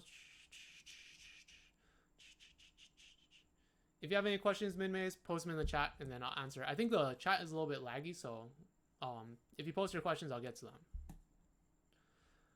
Takes off the ring, looks around, puts it on the plant, grows up. And then the goblin comes forward. Min-Mei says, for the door slamming part, what do you mean reverse? So if the room is like this right now, let's say the room is like this. This is the fireplace. This is the table. This is the door here. Or this is the door here. This is Roland. This is Kuro. And then this is Lydia walking out, right? Lydia just walked out the door. Right now the camera is shooting this way, right? Like we are seeing it that viewpoint. Let's draw Lydia a little bit. Let's give Lydia a little bit more loving. So she just walked out, right? So the camera's shooting that way.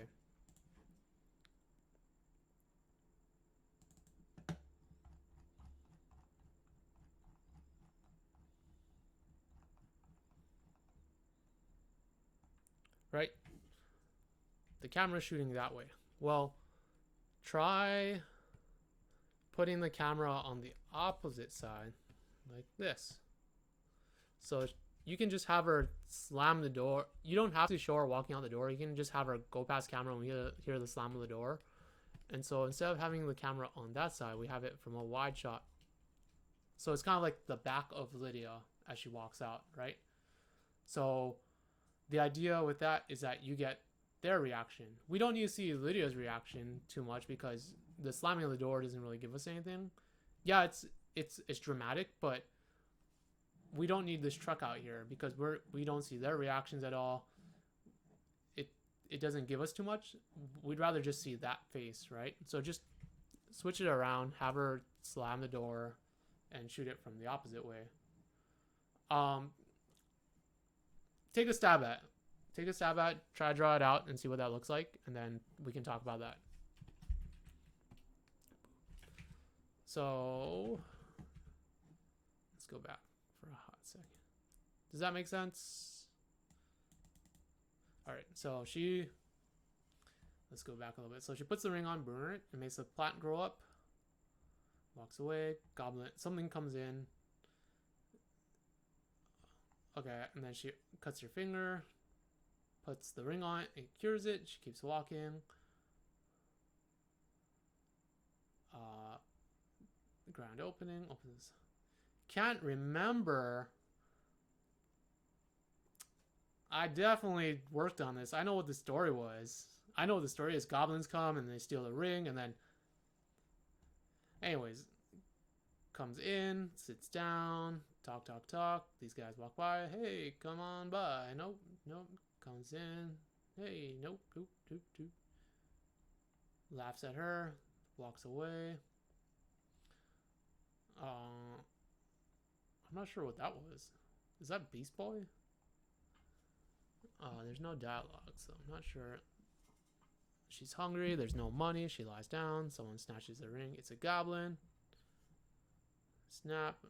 Runs out. Runs after it. Runs over the thing. Runs down the hill. Runs away. Tackles it. Scratches her. Runs. Keeps running. Looks around. Can't find it. Looks around. Wow.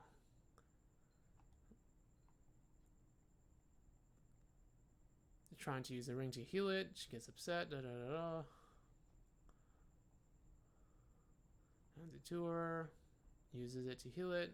And then all the goblins come out and they love her. I'm sure of it. We talked about they give her all the money she needs.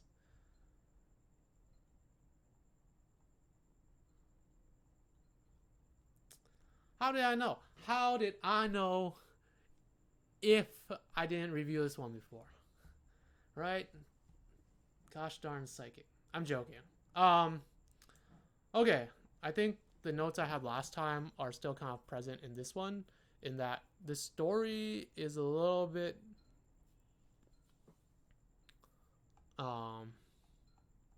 there's some story issues with it, but we won't deal with that at the moment. We'll deal with more of the storyboard technical side of things. So herbalist, I think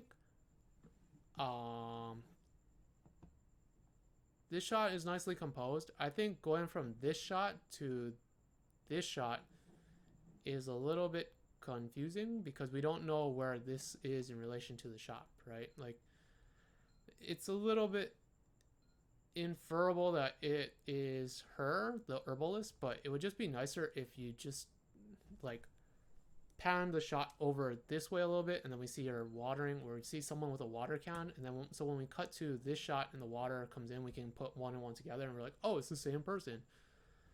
I also don't know why you do it in two shots. You can probably pan up from this shot to the next shot, or pan truck out, so that it's a very clear same shot.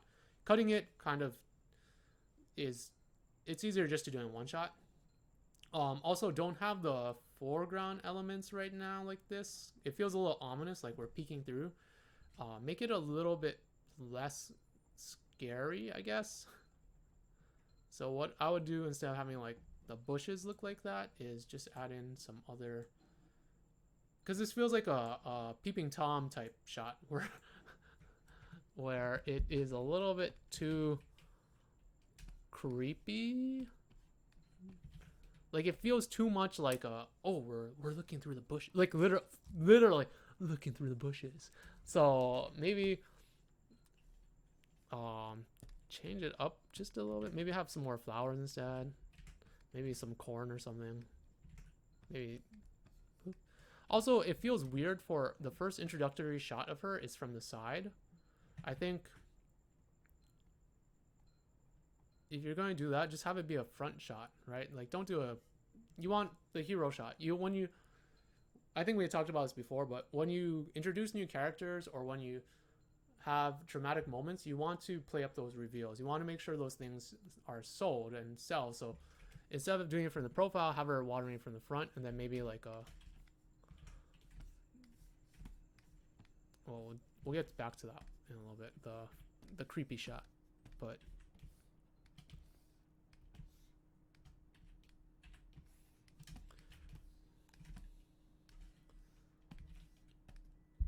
do it from the front so that we can see her face clearly. We know who it is. We can have her express things like, "Oh, I'm happy. I'm gardening." We can also get the ring in the shot, which is important. That's what the story's about. You can have things coming toward camera like that. You want those thick layers, the thick right? So you have her doing the thing like that. You can have all the plants here. Right. And if you want, make it, instead of it being straight on, maybe have it be a little bit of an angle. It's the same thing like that.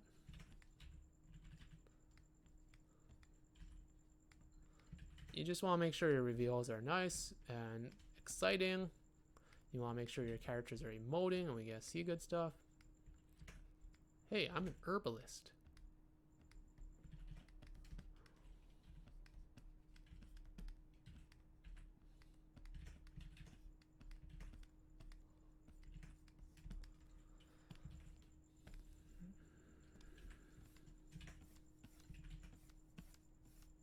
So you combine two shots in one, you get a better reveal. You can still have those foreground elements, you can have the background elements, you have those thick shots, the thick kick shots. So, alright, so it starts like this on the close-up here, and then you truck out and up, you truck pan up out.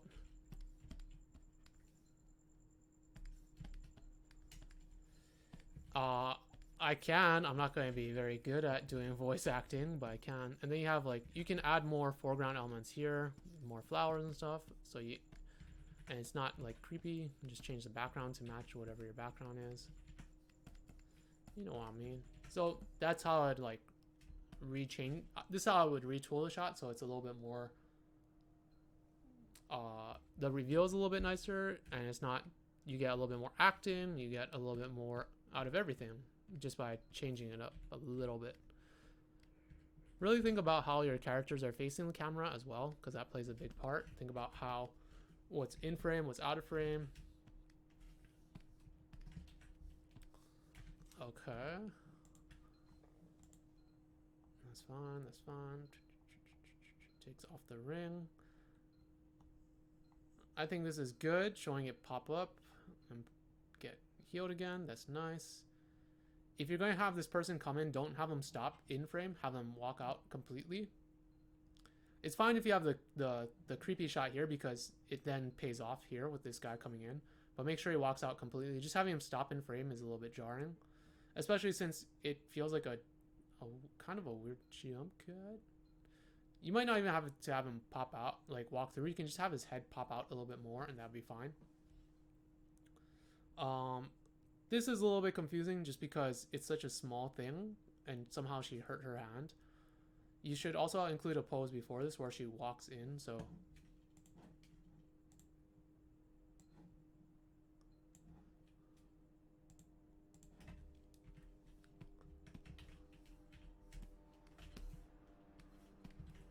So this will be panel 2, or yeah, this will be panel 2.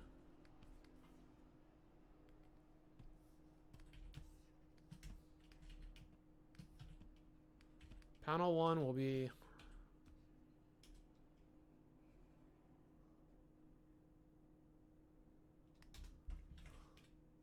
empty, or if anything, she should be over like here, right?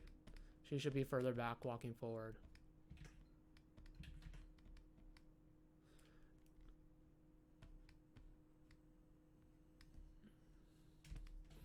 And then when she does the finger thing, make sure you go to a close-up. For small actions, you don't always have to go a close-up, but if it's hard to read or hard to understand, then I would suggest cut to a close-up. Just cut to her finger. Getting poked by a nail or something.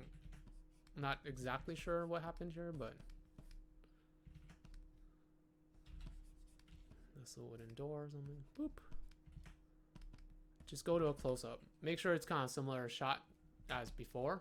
Like, make sure this is kind of... Make sure this is similar in shot so it's not too hard to read, because when you get close up to things, it starts to get abstract as well. So you just... If you keep it in like the same framing type, it's a little bit easier to understand. You don't have to, again. It's not super necessary, but it does help. So... But yeah, definitely add a close-up in there. That's fine. This is fine. Puts her ring again. That's cool. Yeah, a splinter is really tiny, so definitely have a close-up. Does that.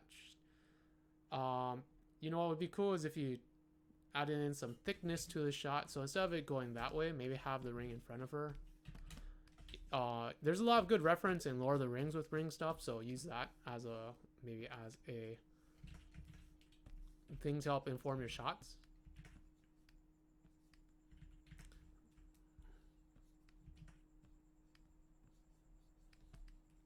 Right, so she's bleeding on this hand. This is her hand that's bleeding.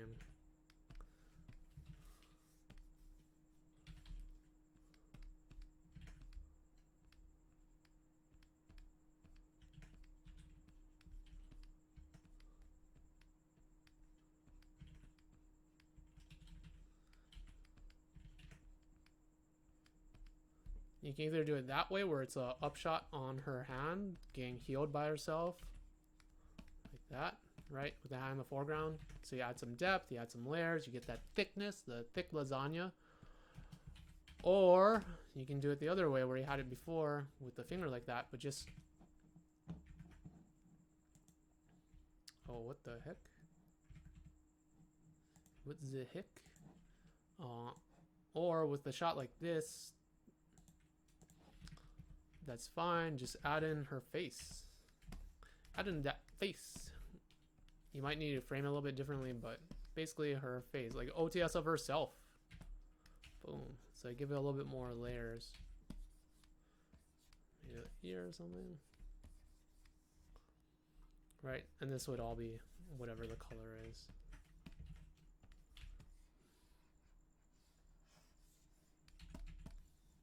Like that. You get a little bit more depth. You want those lasagna layers. If there's anything to take away, add in more lasagna to your diet. Like Garfield. That's why Garfield's so successful. There's so much lasagna. Alright. She heals it. That's fine. Walks away. Cool. Cool. Walks in. That's fun. Be careful of this guy's head. Either make him a little bit taller or a little bit shorter, because his head's becoming a tangent with the top of the roof. It's a small thing, but it's also an easy fix. You just shrink him down or make him taller. That's fine. That's fine. I'm not sure why the colors are changing, but yeah, I'm not sure why the colors. I imagine it's a passage of time. Looks up, looks down, laughs, walks away. It's fine. Oh,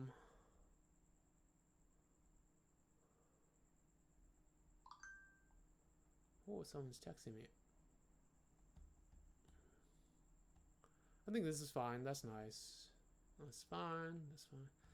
If her stomach grumbles, cut to like her POV or cut to her stomach or something, or some type of gesture. Maybe even you can even go back to the wider shot that you had before and just have it be like, oh, my stomach. Because just because it says stomach rumble like that, it doesn't really read too well. You might need to add a little action to that. This part is a little bit confusing, right? So it's confusing because she leans going left to right, but in the next shot she's like right to left.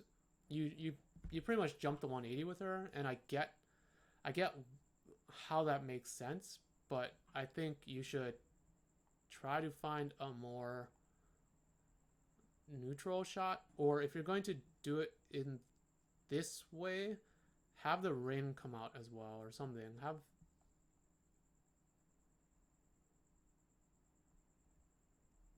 Like I think it would be better if you had the ring out in this shot.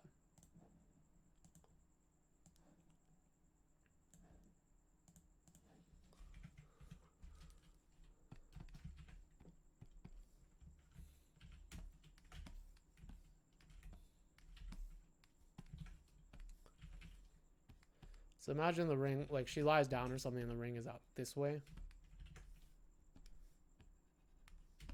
So in the next shot, instead of having to deal with like the left to right stuff of everything, you can just do it straight on.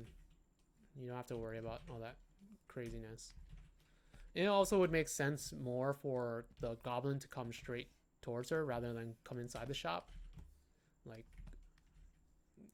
it's not 100% sure why the person came into the shop. That goblin though.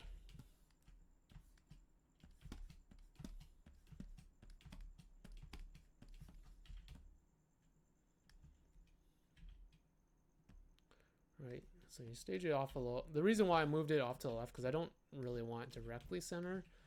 And you can also preserve the left to right dynamic of the person. She's kind of like facing left to right, so you want to preserve that a little bit. Yeah, you could do a lot of things to show a passage of time. You don't have to, you could cut close, you can do a lot, you can cut to the outside. There's a lot of different things you could do to show that.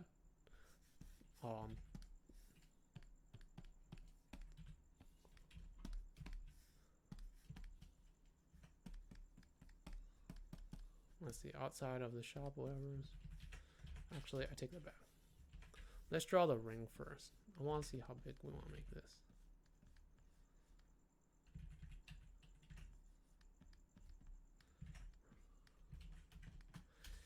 My precious lasagna.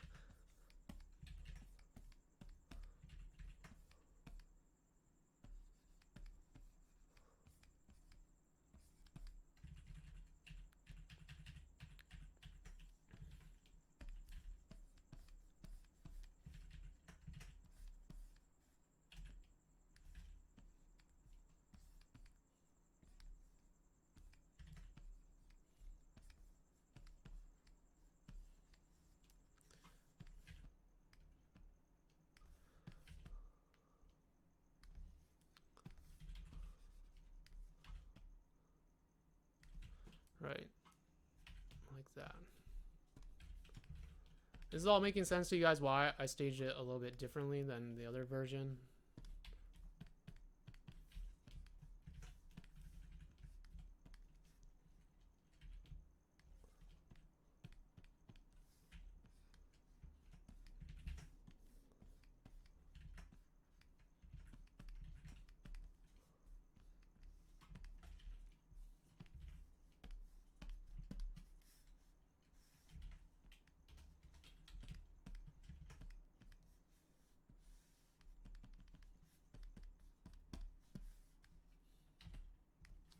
Might need to widen that out just a little bit like that.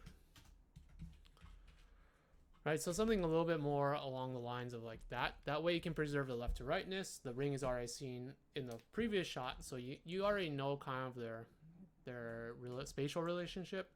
It's to the right of her head here, and it's to the right of her head here. And then also you can just have the goblin come in the next shot and snatch it from this position instead of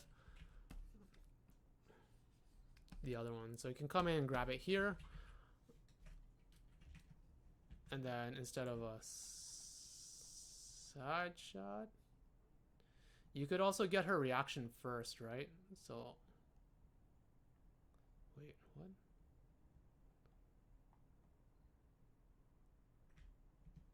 Yeah, so basically I would do it this way, right? And then from this shot,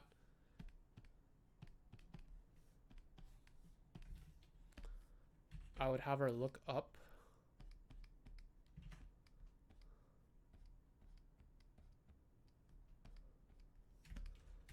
And then you cut to the POV shot of her.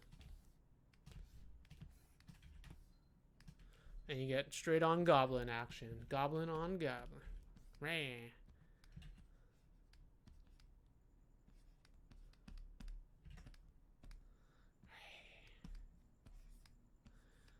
Godspeed, Spider-Man. Hey.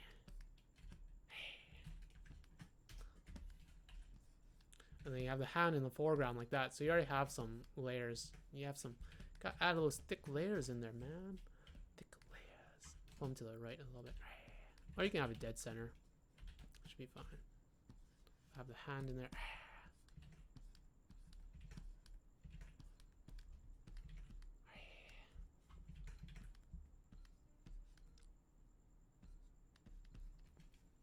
And she does, it's all the same acting basically, right? It's the same acting, it's just staged slightly differently to kind of preserve the 180-ness of it, and then also to just to kind of get a little bit more of the POV shotness that you want.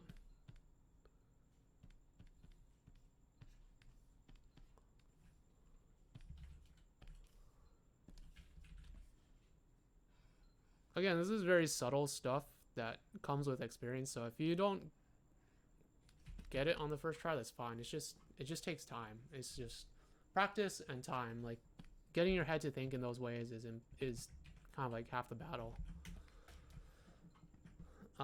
Okay, then just snatch these off. That's fine. You don't have to show her running out like that. You can cut to that wide shot you have of the herbalist shot and have her run away from that shot, right? You've already established this as the herbalist shot, or like the establishing shot, so you could just have the goblin run away this way. You can have her run out. You can do a lot of different things. You don't have to show her running out exactly like that. You also want to give him a little bit more room in the running because it feels like she's right on top of him, so you might want to space him out a little bit more. Maybe panels where the goblin is in, and he runs off, and then the girl runs in, tackles him here, scratches her.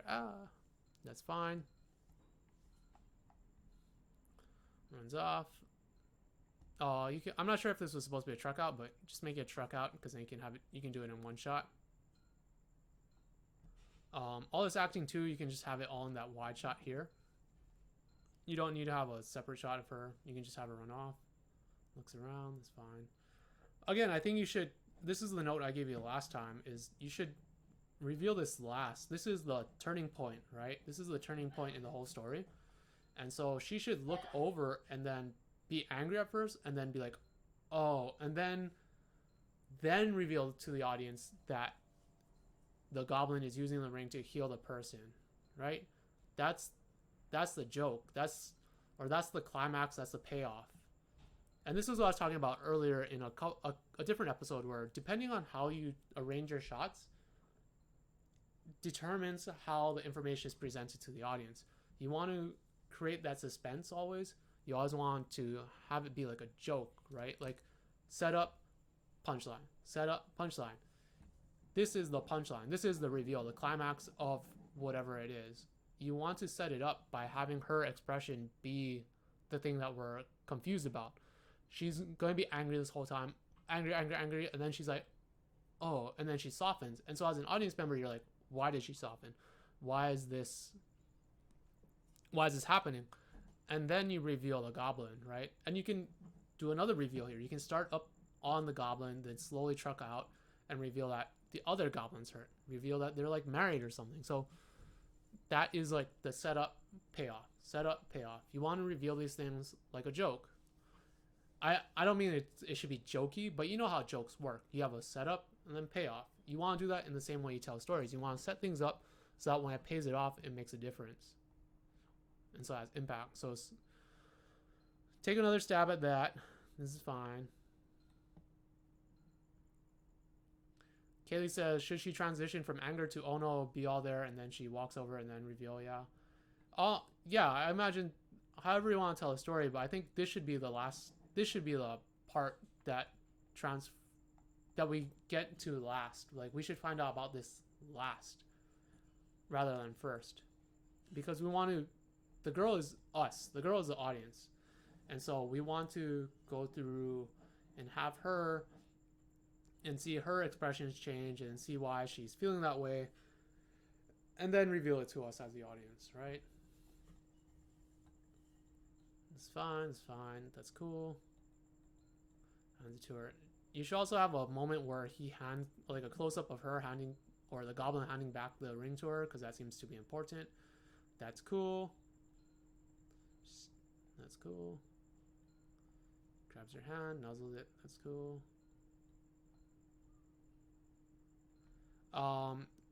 I would definitely suggest cutting to like OTS shot or something of the drawer, because this is such an abstract shot that unless we kept up with the story, it would be hard to follow, especially since we don't show the drawer again until... Yeah, we don't show the drawer again, so... Or you could just not have the drawer. Just have her sit down and be like, oh, my stomach, and then just go to sleep. That would be more effective than showing the drawer. Go to sleep, wakes up.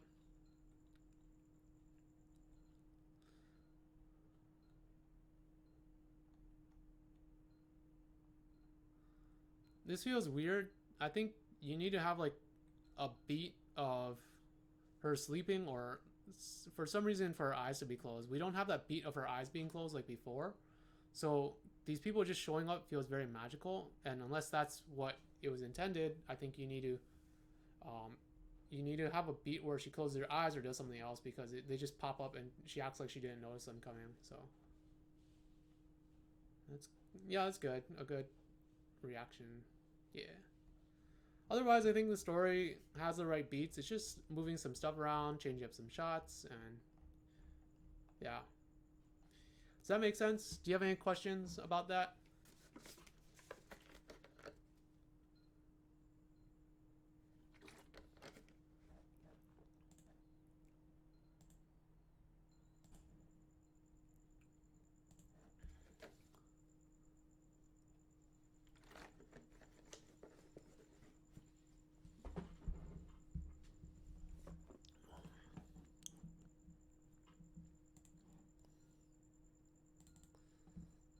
All right, mermaid. We talked about this one the other time. I think I had some notes about it, but let's go through it. So, seagull comes in. Oh, mine, mine, mine. Flies by. Cool, cool. Oh yeah, there you go. Yeah, you did. You took out a couple shots of the boat going by because it felt like you were breaking the 180. That's better. Looks at something. Mermaid comes out. Lands.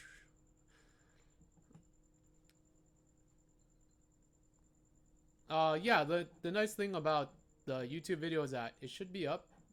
If you weren't able to write everything down, it should still be up on my channel, I think. I think. Yeah, the streams from last times are up there, I believe. I think I just leave them up. So you can just skip ahead to that part and then watch them. Let me make sure that they are still up there. Yeah, they're up on, or they should be up.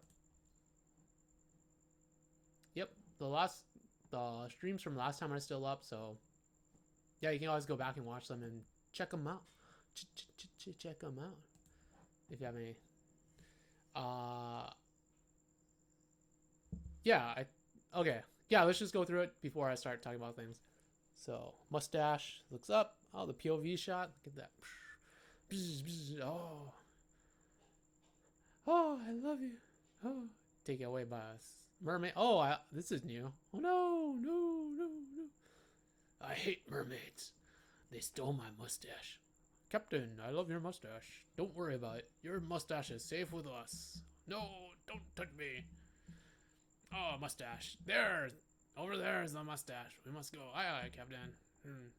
Hoist the sails. Cool.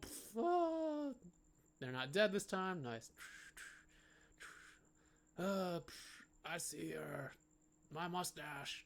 Comes over, gets the harpoon. That's nice. I like that. Fires a shot. Gets thrown off. Oh yeah, I did a lot of stuff. Sinking.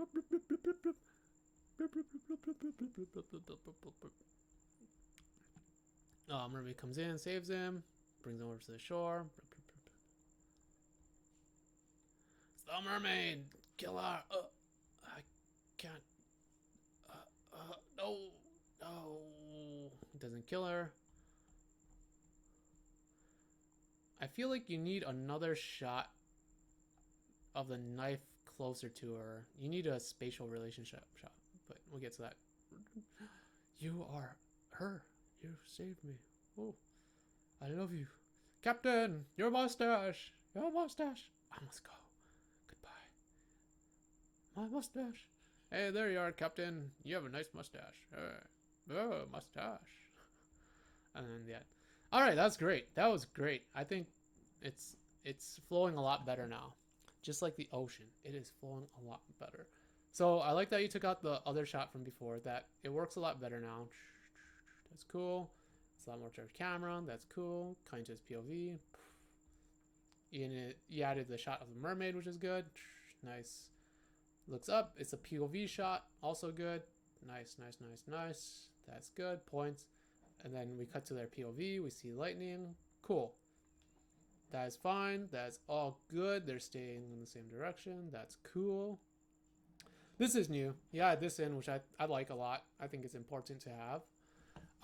My only thing would be maybe start in tighter on this shot and then truck out. Just because right now it's a little bit... It was a little bit confusing at first for me. It might just be because it's a little bit rough right now, which is fine. Put this in Kaylee.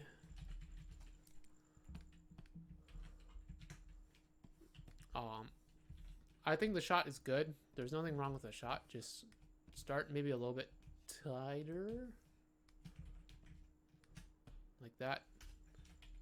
And then truck out.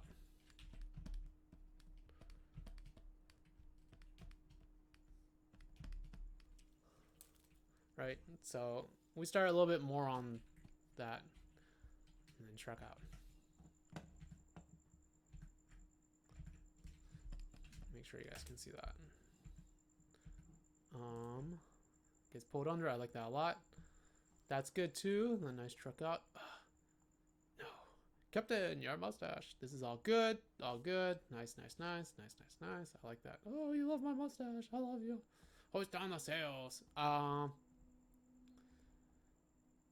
That's fine if it has to be. You might need to add in a shot where he like recomposes himself and he's like, it could definitely be in this shot or in the next shot where he says like, we gotta get, thank you guys, but there's a storm coming, like let's do it together. And then they're all like, teamwork, yay. This guy's face is an anchor. His face is a literal anchor. He's like the best sailor ever. He's like, I'm gonna get a tattoo of my job on my face. But yeah, I think maybe just one shot where it might just be a dialogue thing where the dialogue's not in here, but he should just be like, we gotta get ready for this. Tie down your mustaches. And they all tie down their mustaches together. That's all good. I like the transition. That's good. I like that. That's good. This is all good. I remember talking about this too, about how you don't want to kill them. You just have to show them afterwards. That's fine. I like that. This is good too. You might need one more pose before this, because it feels like he's just chilling out. He looks like he's like having a good time. He's like, sup, bruh? Right on my 16th century 3-mast ship. Oh, yeah? Yeah, sup? You know, you ever hear about like Bitcoin? Because I got some Bitcoin. It's pretty cool. You know, it's no Dogecoin, but it's good money. So maybe just like a start pose of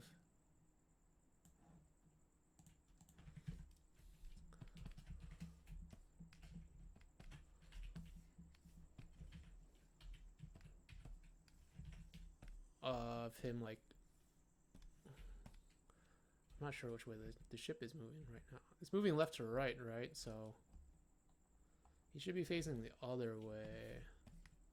Yeah, wait, what? Wait a minute. I think you... So the ship is moving left to right this whole time, and then you have him looking right to left. You should switch that. Yeah, just flop the direction. And I think that'd be fine. Yeah, just flop it and then have him be like standing up straight before he gets knocked down.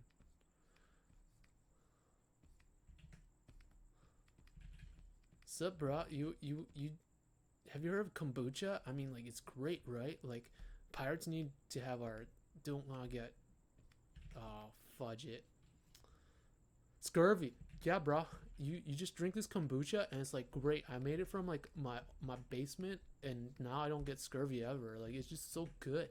Like, don't let them tell you that you can't make your own kombucha because like it is good. Like, bruh, we're going to like tropical islands. How can you not like kombucha? So he's like standing up or something, and the ship is inverted when he cut in. Did I miss something? Oh.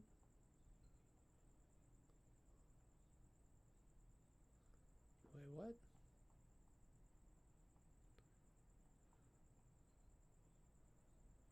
It's still kind of moving left to right, so just make sure you keep it moving left to right and having the guy look left to right too. It's just a simple fix. You just flip it, and then yeah, all this other stuff is working in the correct direction. So fires it.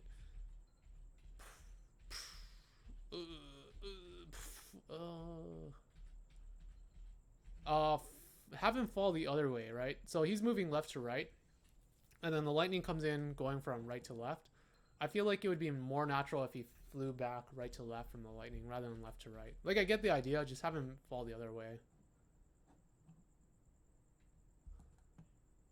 Yeah, he's technically on the opposite side of the ship, but I think it's confusing because one is confusing because we're going left to right the whole time except for this one shot and this shot.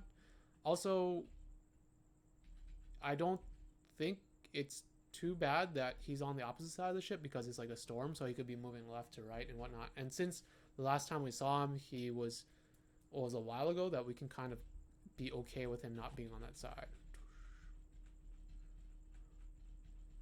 Grabs it.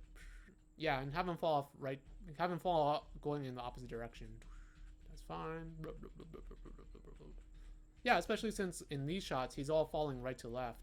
Like, again, he's falling left to right in the shot, but in all the other shots, he's falling right to left, or his body's like reversed now, and he's falling right to left in this shot. Just make sure whatever direction you choose, make sure it's consistent. So if he's falling right to left, have him keep falling right to left, or at least neutral, and I'll be fine. I'm still like torn about whether we should see the mermaid or not. Like, I know the reveal later on is that the mermaid looks like his past wife. So I'm like, oh, if we hide the mermaid thing, then it kind of defeats the purpose. I think we just need a shot of the knife really close to the mermaid, right? Like, right now we don't see a shot with the knife and the mermaid in the same shot. I think that's just what we need. Well, why am I? You know what? I'll just draw it out. I'll just draw it out. Cut it out.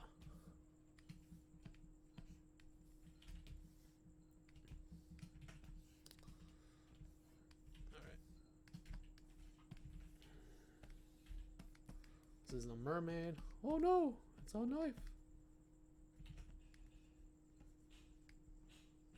Let's give her fish looks because she's a mermaid. Ooh.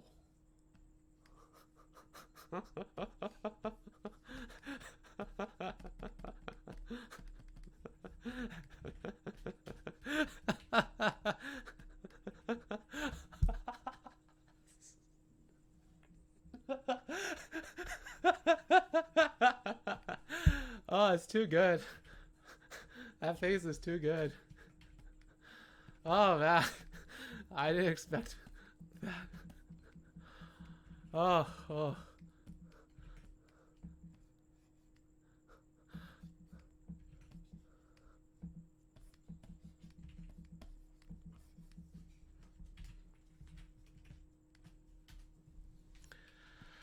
All right. Man, that's too good. That's way too good.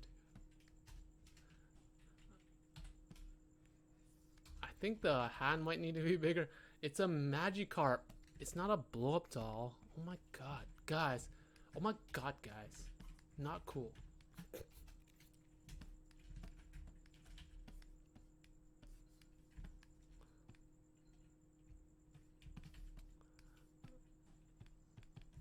We just need a shot where we see both her like head and the knife in the same shot. Just because I think it gets it's fine if we have close-up shots later on, but we just want to see one shot. Like one shot where we see how close it is. Just to really establish the danger. Danger, Will Robinson.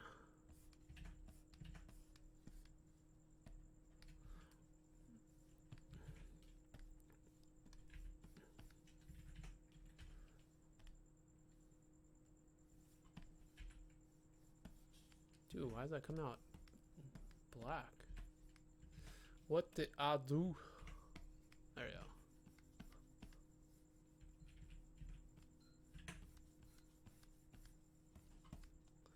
Something like that. It doesn't have to be exactly this shot. Maybe that would be something more like.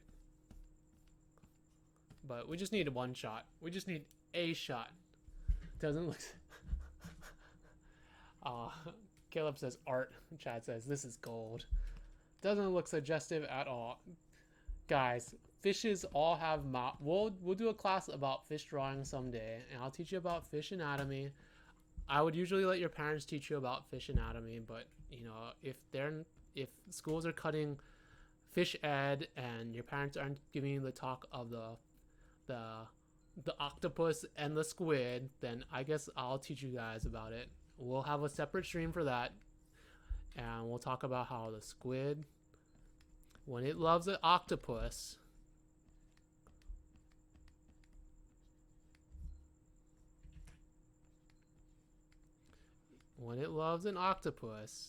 it sometimes has to use its tentacles. But that'll be for another class. That will be a different topic altogether. We'll title it Fish and Squid Ed. But other than that, I think the rest of it works perfect. Like, it looks fine. This is good. I like the reveal. I like the cross dissolve. All of that is good. I kind of went through it pretty quickly, but look at that. Yeah, like this all works. I don't have any notes about this. This is good. The acting's good. The guys are hilarious. The drawings are good. This is good. Yeah. Captain, your mustache. And yeah, the rest of it works. It's just very small things, but I think overall your beats are there, your compositions are there, your acting is there. It's all solid. Or as my friends and I like to say, sick, tight, dope. STD. Sick, tight, dope. So good job. I like the changes you made. I like the things that you added. Those are really cool. And yeah, other than those small notes, I think it was pretty good. It was pretty good. Chad says when a Gyarados and a Magikarp love each other very much. My name is Daniel Wu, and this is my masterclass. Welcome to Squid Anatomy .1. Oh, all right, awesome. We talked about this last time as well. Aiden added in that longer pan, nice. Like we talked about, run. He's running. I like that he changed up the poses. He's running, turns around. We cut to his POV. They're running and following. Werewolf man. They come in. He stops. There's a werewolf there. Down shot. Shadow comes in. He gets hit in the face by the pole. Falls down. And we see him pass out. Nice. He added in a lot of the shots. She comes in, lands. They smile. Nice. Neutral shot to that. That's fine. Fight. Oh, she jumps up. Kick, hit.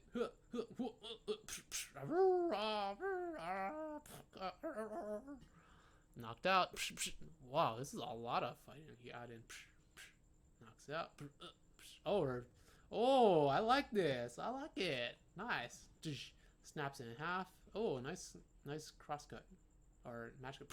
Punches the other werewolf and stops. Okay. Cool. I like a lot of what's going on. Okay, so yeah, you changed the poses so that wasn't match. It wasn't jump cutting. You added in the pan, which is nice. I know the yellow lines are here for perspective. You can probably either turn them down in opacity or just take them out. Or yeah, just turn them down in opacity, like what you have here. It comes forward. That's fine. That's cool. You have them come in. Cool, cool, cool. BG comes in. Nice, nice, nice, nice.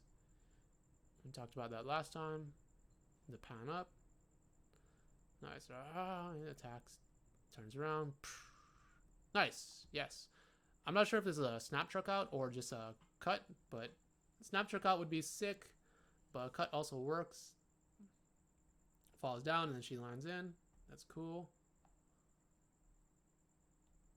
Stands up. Okay. Yeah, that's good. That's good.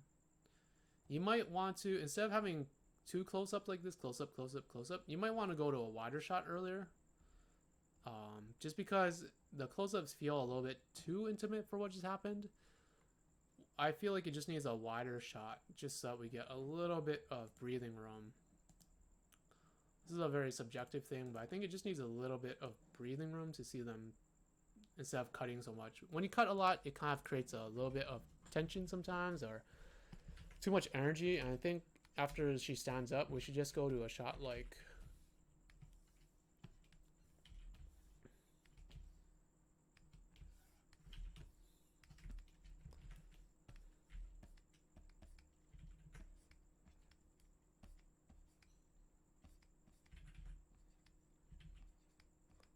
This is Eye Patch Lady on the right. Let's make it a little bit bigger. She has her staff.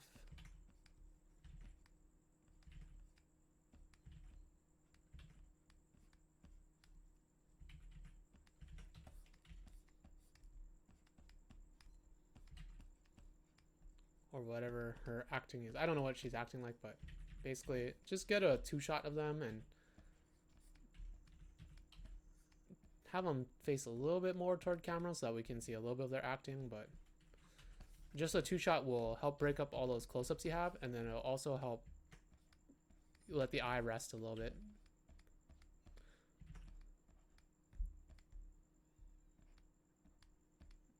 You can also use acting to indicate how they feel, like maybe if they're closer friends, they can like high five or something, or they can hug, or whatever you want, really.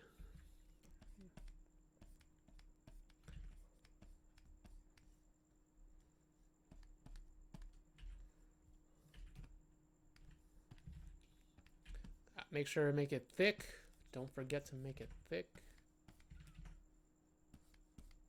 If you ain't got lasagna, you ain't... I don't... You know what? I'll work on that joke. That was really bad. Make sure you got lasagna. Make sure you get baked. Get that lasagna baked. You know, I don't support drug usage, actually, so don't do that. But just a nice two-shot of them hanging out. Two friends that are fighting werewolves, not swearwolves. But yeah, that'll help. This is fine. I like this shot and them coming forward. She steps in. Normally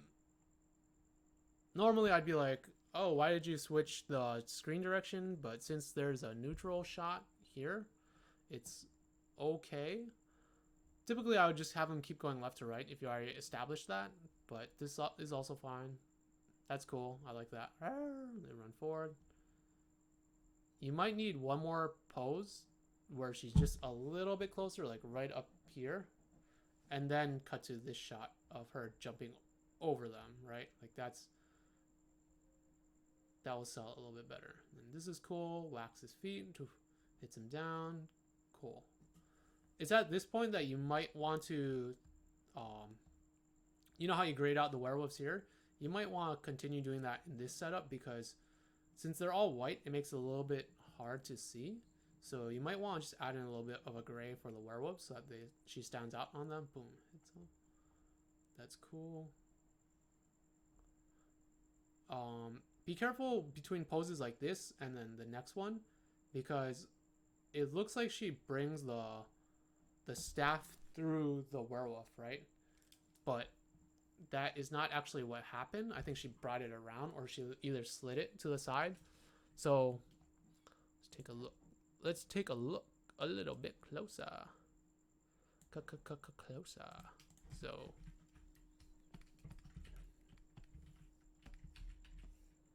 that's the first panel. It says this next panel. Oh, what's going on?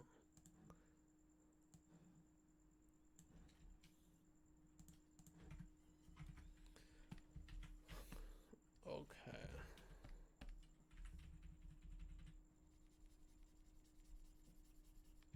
You know what? I'm going to do a little bit coloring. Coloring. We are werewolves. Werewolves, not swearwolves. Swearwolves. Oh my god, that's such a tongue twister.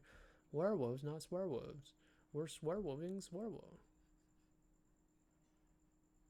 Alright. So now you can see that. So the idea is that the werewolf is punching in this scene, and then in this panel it's punching here, and then in the next panel the person has dodged it completely and is over here. Since she had swiped her stick down like that, right, and then brought it over, like, how did she not hit the werewolf, and then how did she also dodge at the same time? I think the pose might need a little bit of refining, which could save it, or it could make clarify it. I mean, not save it, clarify, because it feels like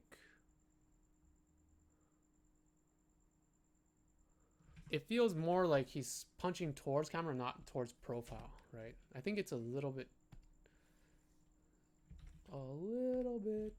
of a subtle thing. It's a subtle thing. We're talking about adding a little bit of pepper, just a little bit, not a lot, you know. Keep it very, you know, keep it very conservative, right? You don't want to add a whole lot of pepper to this, just a little bit, just a little bit. Calm it down, guys. We don't want people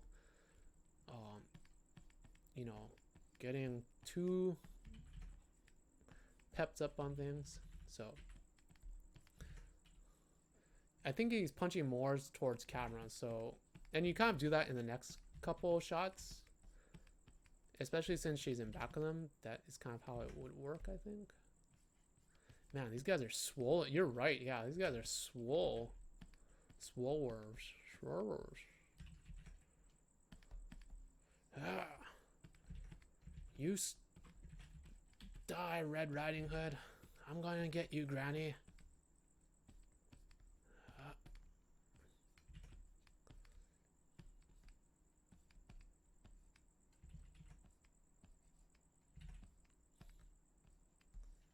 So that's pose 1, and then I imagine pose 2 would be more like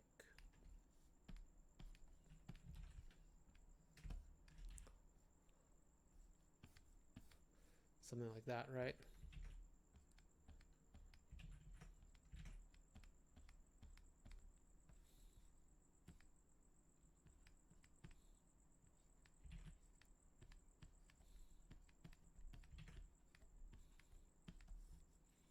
Or even, oh, it's a punch because later on we're going to save that other stuff for later on.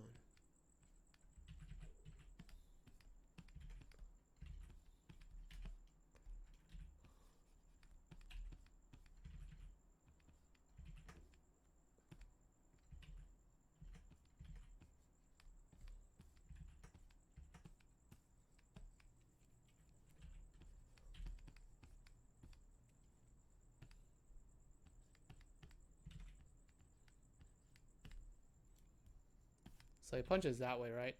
It might need a couple more poses is what I'm thinking. Like, I think you have the right idea. It's just it might need a couple more poses to really sell what your idea is. Oh no. Yeah, changing the staff pose in the second shot will also help a little.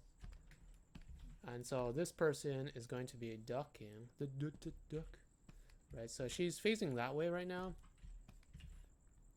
You can have her still duck like that. That's fine. Maybe the staff is out to the side like that. She's like, oh.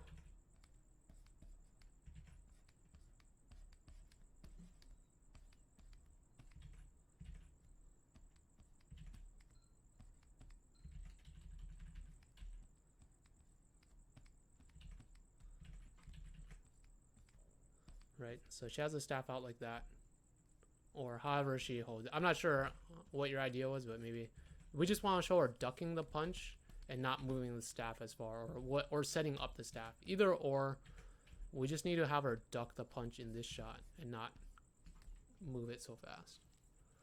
Ducks the punch. Like that, right? Maybe we'll just have the staff off screen. But we should definitely have her ducking.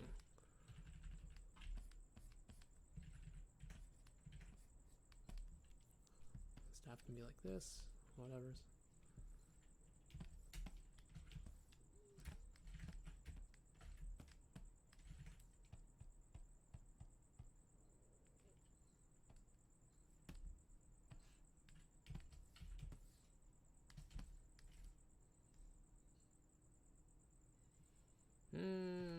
Oh well.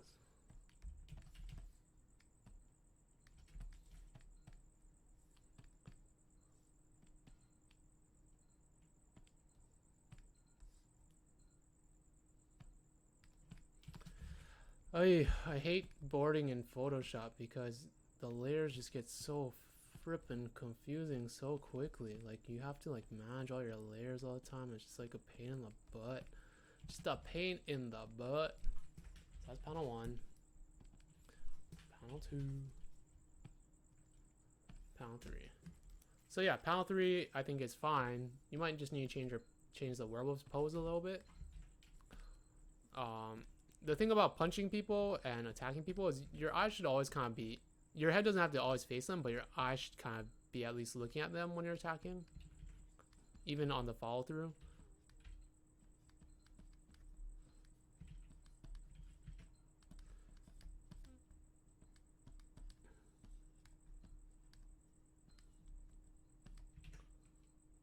Look at that swole wolves.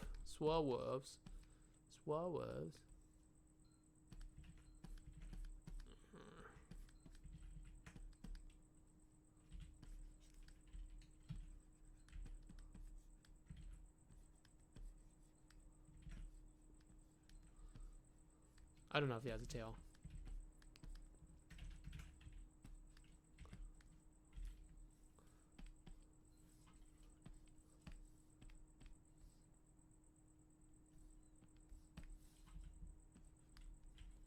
Right, so it kind of looks like that.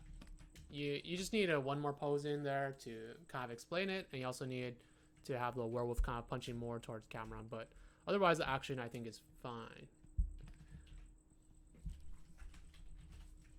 Okay. Punching. Pshing, I like that. Pshing, pshing. That's cool.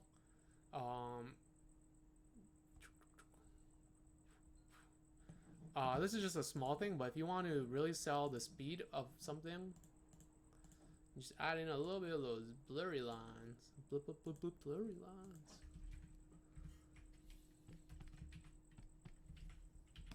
So she's like spinning it or swinging at this point, right? So just add in a little bit of, you know, like when you see it in like anime and stuff, when they move something really quickly, it has like that blurriness to it, and it kind of, it doesn't retain its shape. It kind of blurs a little bit. Just do that. Just give it a little bit of, you don't have to go overboard with it, just a little bit. Just a little bit. Right, so it looks like she goes hit it. I think it went that way. Did it go that way or something like that? So it gives it a little bit of energy. It just gives it a little bit of energy. It gives it that feeling of quickness. And so it comes in like that. Same thing with this one. Yeah, you can add in anticipation poses too if you want. It depends on how much you want to do, to be honest. Like, because at some point it's going to start becoming like keyframes, and if that's what you want to do, fine, but you don't have to. It's kind of just picking and choosing which ones you think need a little bit more, and that is another thing all into itself, where it's like experience will help you figure out what poses you need and how many poses of what you want to do and whatnot. But you don't always have to. You can do anticipation poses, which will help, but you don't have to do all the time. Wait. You do need to include on this panel, have a panel without the stick in, and then have him lean back to dodge it, because it happens a little too quickly. So you need a panel where he's just neutral, and then a panel where he's dodging back like he is in this one, in this scene. So this is the second panel. You need a panel before the stick comes in. But this thing that I'm drawing is just to give it a little bit more energy, gives it a little bit more speed. That's about it. It's just a technique. Oh, he throws him all the way? Wait. Oh, it hits him. Okay, I take it back. He gets hit. Then he gets thrown out of the way. Pshing, pshing, pshing. That's cool. Pshing, pshing, pshing. I like this because it's fast. See, like, you don't need anticipation poses for all this. This is happening pretty quickly, and it reads really well. And it keeps up that energy. So I think this works. Pshing, pshing. I like this. I like this. There's like a rhythm to it. You have a rhythm. There's a nice speed. I like it. I like it. Kenny says, or is it just fine to have blurry lines? I think this is a good example of not needing anticipation poses necessarily. You could add a lot of anticipation poses. You could add a lot of like secondary action, but I think because the poses read and they pop from panel to panel, it sells the energy and action better. That's cool. Maybe add in another panel where the claw is closer to hitting it. The thing where you like hook up action is a little bit challenging in animation, just because you don't want to have a situation where the action ends before it. You want to have all the animations so that just in case you do want to cut it later on, you still have it. Or if you want to keep it, you still have it. So just have a panel of it where it's like hitting it in this shot, and then have a panel of it hitting it in this shot. That's just more of a technical thing. I understand what you're going for. You can always fix it in editing, but you definitely you just want it for the storyboard so that when the animation comes back, you still have it. You also just want to bring it in closer. You want to bring it closer to create more tension. Like, bring it down to here. That's cool. Dodges and punches the other guy. So that's cool. I think it's coming along nicely. It's coming along nicely. Yeah. My only other note is maybe study anatomy a little bit. I feel like you have some of it down. It's just more practice, and that will come with time, but you're indicating the right stuff. Like, you have like the chest muscles, you have like the deltoid here, you have some of the elbows. Like, I can feel you feeling out the anatomy, and that's good. It's good practice to do this, and it's good practice to draw those things in. And if you keep with it, it'll just get easier and easier over time. But yeah, just keep practicing with their anatomy. But like, yeah, this feels like a forearm. This has the right feeling. Like, there are a lot of things that are working, and it's just a little bit more refinement. But otherwise, good stuff. Cool. And I think that's everyone, right? I think that's, did I do everyone? 8, 10. Yeah, I think that's everyone. So, do you guys have any questions? Does anyone have any questions about what we covered? Yeah, like, oh man, look at this. Yeah, you got the anatomy going on. You're studying something, because this, most people don't draw the shoulder coming over like that and connect to the pecs, but you do. You see that scapula that you drew right there? Yeah. I'm good body. Good naked swole wolves. Yeah. Look at that. Oh yeah, look at that. And even added in the bicep line. Oh yeah.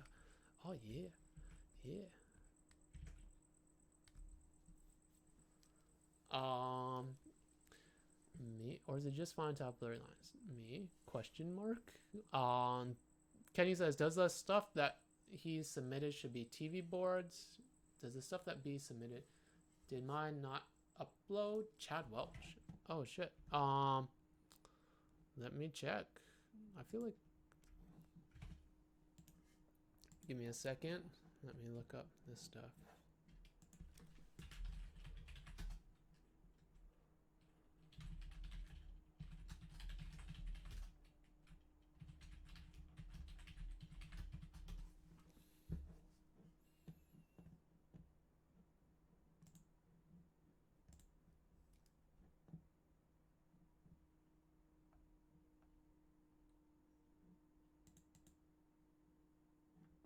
Oh, there you go. I must have downloaded. I must have started the stream before downloading it.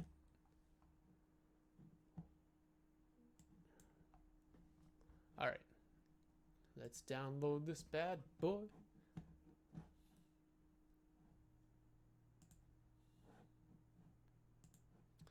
All right, all right, all right, all right. Okay, so Chad Wilson. Overdue. The book. Cool. So let's look. We have a shot of a building with a car in front. Truck in on the car, and we see that's a library. Guy comes forward.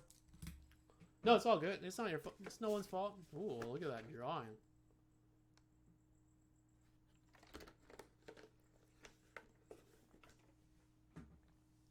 Comes up to the window, turns it closed, walks away.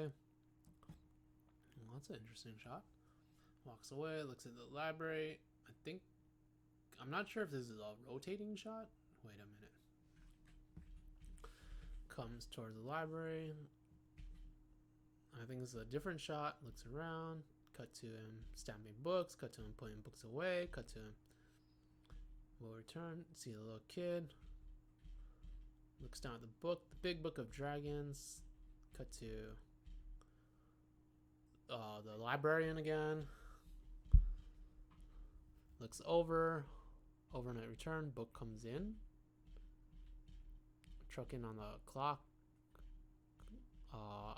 Dragon comes up. Oh, that's pretty cool. Cool. Having trouble connecting the head to the torso. No problem. I think I get what you're doing. Let's look at it from a technical aspect, because I think the story is still being worked on.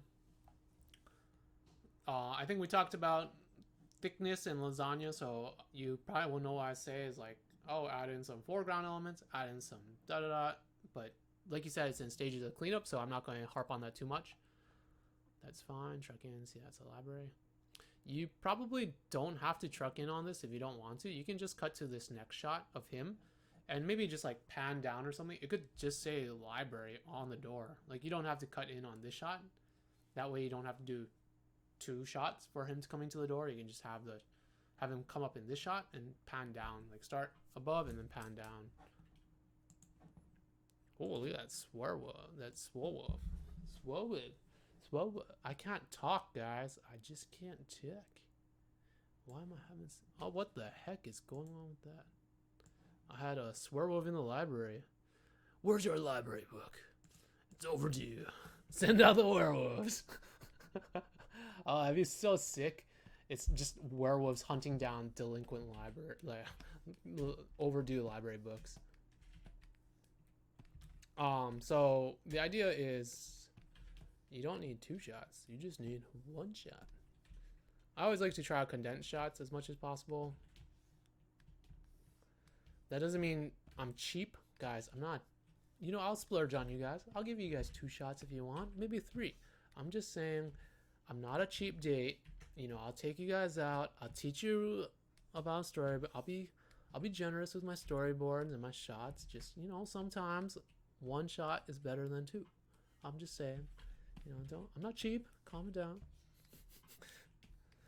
Maybe just have it say like library on the door or something, or wherever. So you don't have to have a super long pan. You can put it down here or wherever's.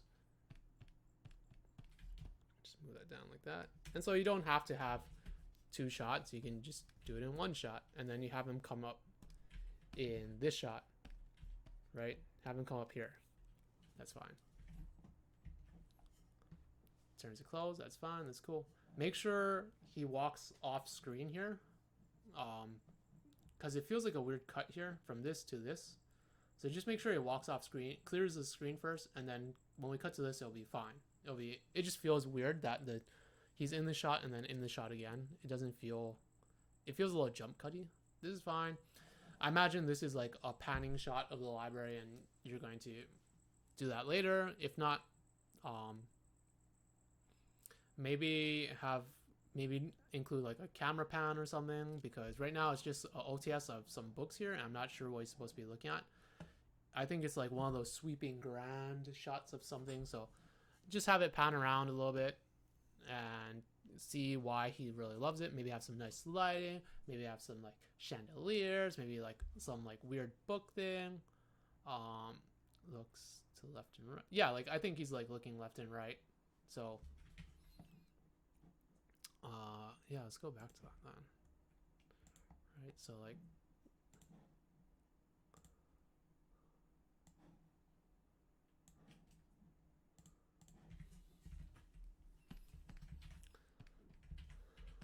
so if it's like that, maybe again you could do like a pan up, you can do whatever you want, really. I don't know, it depends on what you want to highlight and what you think is very pretty in here, but you can pan up to things or you can pan down, whichever way. It might be better to pan down because we get his reaction later on, but you know, maybe it's like, ooh, let me see, like, well, I think the library's going up like that, right? Like, I think all your perspective, maybe like some cool spirally staircase with books. Welcome to the library. Right, you have some like cool lighting, like boo boo boo lighting. You have some books, some more books. You know, maybe it's just a straight pan down. Maybe it's a straight pan down.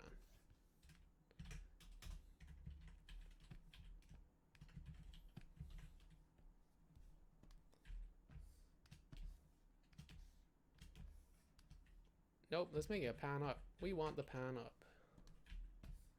We want to end on what is so amazing. We want to end on the cool stuff. The cool stuffings. The cool stuffs. So it pans up and we see all the cool stuff, right? And then, so in the next shot, maybe cut to a down shot of him looking up so that we keep, maybe cut from look to sweeping POV. There you go. That's even better. Yeah, you could take this shot first. Or you just have him look around in this shot. Have him look left, have him look right, and then left.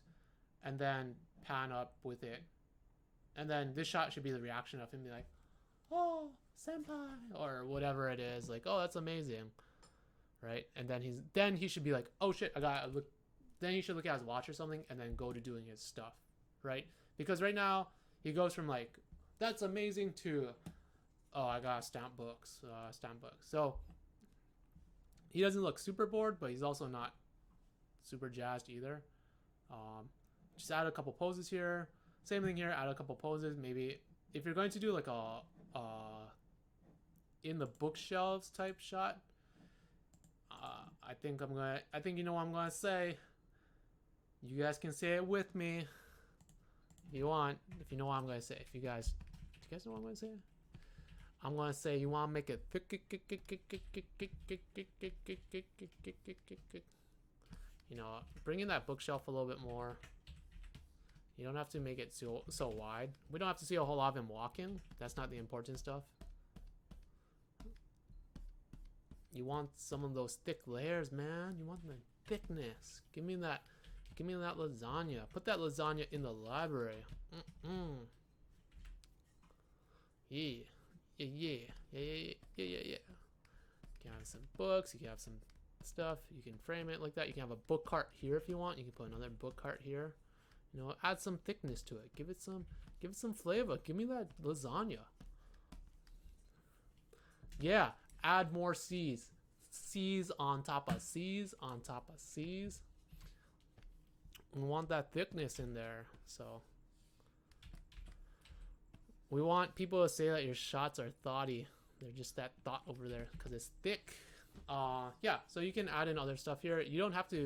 We don't have to see him walking a lot because that's not as exciting, and we want a good composition. So yeah, add in some stuff.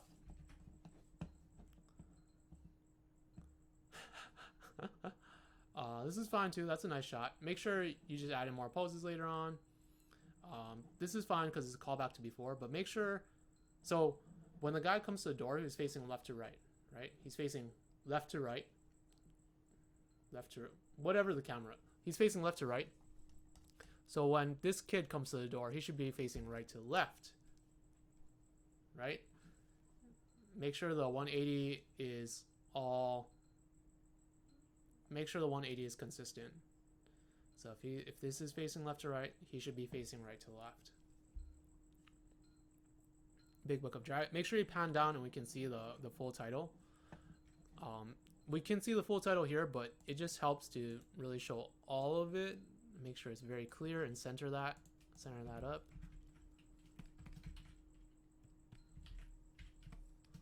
All thickety. You know, if this catches on, I think it'll be really hilarious if everyone's like, yeah, just make your shots thick. Make them thick. Because I didn't have a better way to describe it, but now that I do, it's good. Just make it thick. Give me those C's. I feel like I could make an acronym. Like thick could be like composition. Yeah, maybe just a lot of composition. Make it thick composition. It just stands for more composition.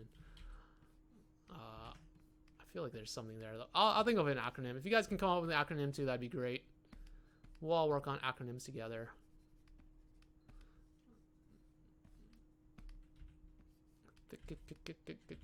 What could those C's be?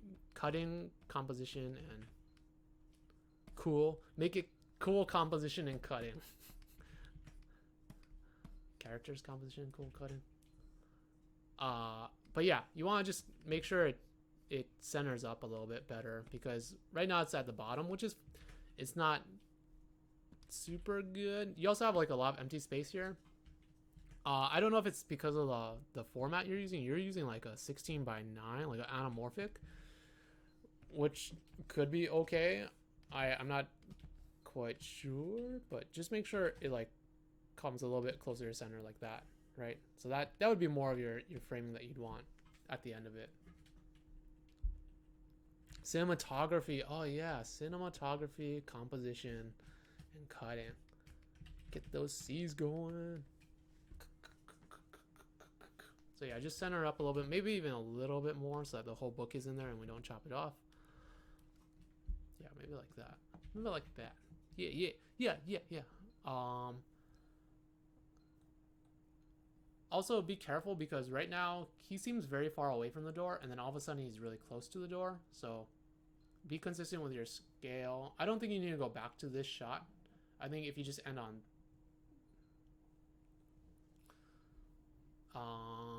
if you end on this and then have him, because we don't see what he's looking at. Like if he were to look at, if we would cut to his POV or something and see the book drop, that'd be fine. But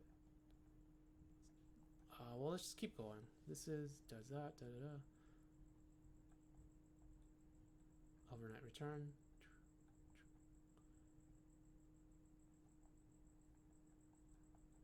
That's cool. Oh, okay.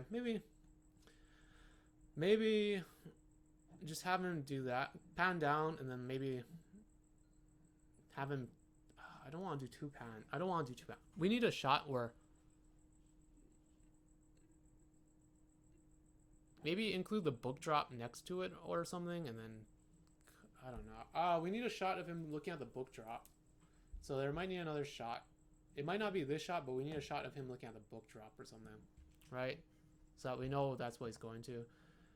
Also, make sure he's still facing right to left, because he's facing left to right here. This is fine. I like that shot. That's cool. This is cool too. It falls in.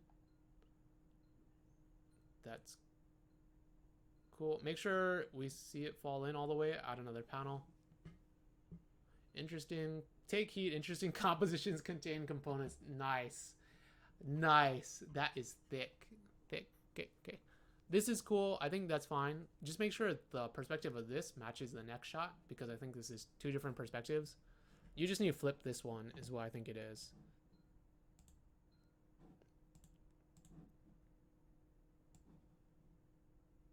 Yeah, I think you just need to flip this shot, because it's almost the same perspective, just different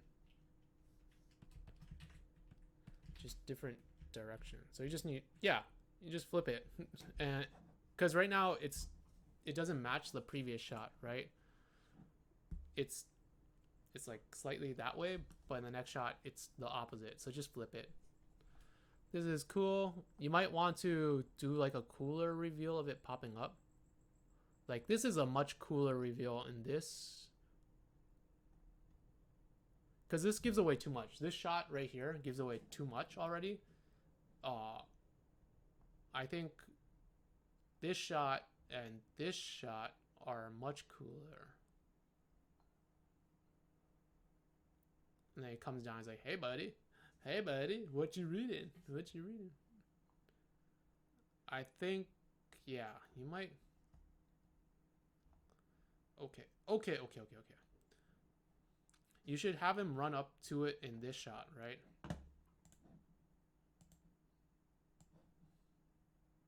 Because right now we're getting lost. We don't know where he is. You want to make sure you maintain the spatial relationship between all the characters and know where people are. So he runs up and maybe he runs up to it or something. He's like, oh no. He's trying to pull the book out or something, and then smoke comes out. Whatever. It starts smoking out. Runs up to it. And he's like, too late. So that's panel 1.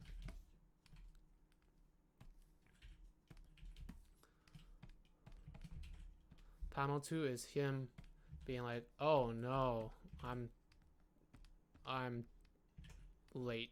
I'm like, oh crap, I'm too late for this. So he's slowly backing up now, right? He's slowly backing up. The first one he ran up to try and stop it, but now he failed, so he's backing up, backing away from it. And this is where you can add in more of it coming up like this. Like that. So this one should just be smoke. This should just be smoke. Smoke. And this one has the body here. Or a little bit of the body. And then you cut to the shot that you had. You have like this cool shot of it. Have the shadow come over him in the shot, which is cool. And then you can have the camera pull back and then reveal it's a dragon here. And that would be a cooler take on it. And then it comes down. Does that make sense? Like, I think the camera pulling back from this to reveal it's the dragon is a lot cooler. Like, you go to the dragon's POV and you see his reaction, and that's a cool shot. It's a cool shot. But we just need to include him earlier in the shot stuff because he gets a little bit lost.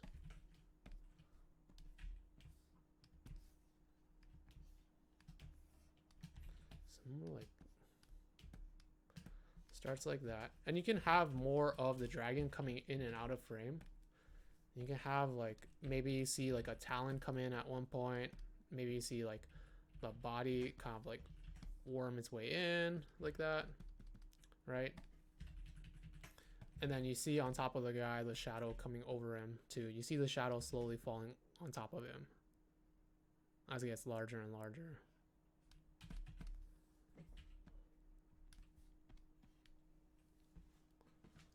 Yeah, so I think you have the makings of a good story. I think you have some really cool shots. I think you just need to add in a little bit more poses and like the screen direction, but otherwise I think it's a pretty fun story, and I like, yeah, you have stuff. It's there. It just needs a little bit of polish, a little maybe a little like 5 more minutes in the oven, you know, get a little bit more of that cheese melted on top, and it'll be a nice little baked lasagna. Yeah, you can serve it up for Christmas, maybe Thanksgiving. You know, maybe there's some leftovers. Take it to work, have some nice lasagna, make your coworkers jealous. But I think it's looking good too. Everyone's stuff tonight looked really good. There's a lot of stuff that I think everyone had really cool shots and really fun stories, and there's a lot of potential in all of them. For the ones that I had reviewed before and came back, a lot of you guys took the notes, and it shows, and I can see it like being applied to your work in a lot of different ways. Even spots where I didn't give notes, you applied it there, and I was like, oh damn, that's really cool. We're going to talk about Squid Ed later on. Man, that was so good. That drawing is so good. You know, I'm going to make a little save this to myself.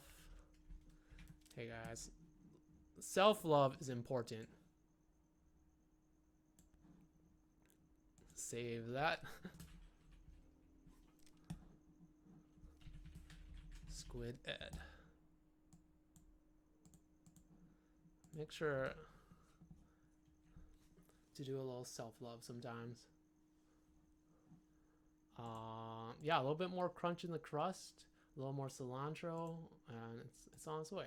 The fight stuff is really cool. Like I said, I didn't get to finish my thought about this, but basically you have a lot of the muscle stuff going on already, and you know that will, as long as you keep on practicing figure drawing, it will come. It's just slow and painful, and you know, it's just studying and more studying, and like knowing that the fingers all kind of curl in, knowing that your index one points out like that, and then like that, and then the way the wrist works is kind of like that, and you have the muscle stick out here. So it is practice, and you guys are all doing it. I've said this before, and I'll say it again. If you're practicing storyboards, my hat's off to you. It's a lot of work, and it's not always super fun because there's a lot of shots that aren't always fun to draw. It's way more fun to just do like, I'm going to do cool fan art today, and yeah, it's fun. That's more fun than having to like pose out people sitting at a table or like, you know, walking, all the very boring stuff. But if you can do it well, then it really helps. Oh, look at that. I just want to draw like buff werewolves now. Is that so wrong that I just want to draw buff werewolves? I feel like that's getting into like very risque like territory. I don't know if I want to go down that furry path quite yet. Like, yeah, you have the muscles there, man. And you have the fold over. I like that. I like the fold over. Nice, man. Nice. You might just need to extend that arm out a little bit. Put the fist there. Like.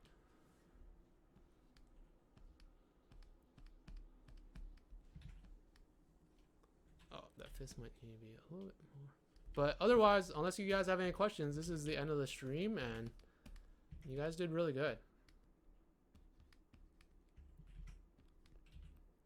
Questions, anyone? Next week will be Squid Ed. We'll talk about how squids mate, and we'll talk about what happens when a squid loves another squid and how they go about resolving those issues. Man, make him a thick neck boy. Whoa.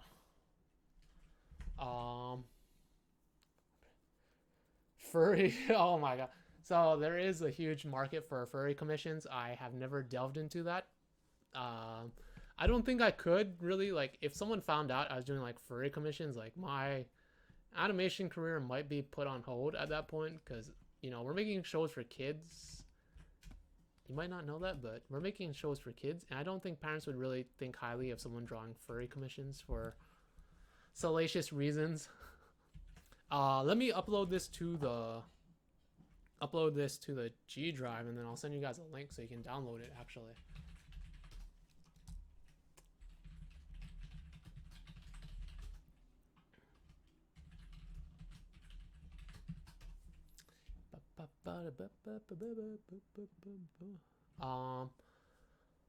Embrace the furry.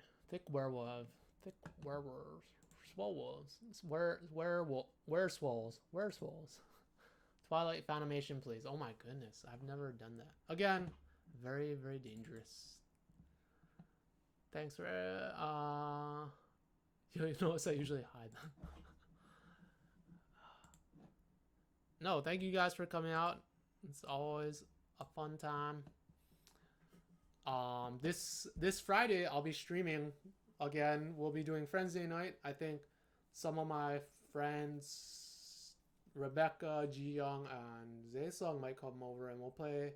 I don't know what we'll play. I'll leave it up to them, but they'll come hang out. We'll talk again and have a good time. You know, Kevin might stop by and talk smack to us and all the usuals, making fun of us as usual. Here's the link to the PDF or the PSDs. So if you want to look at the notes or anything, you can always find it there. And yeah, that is everything.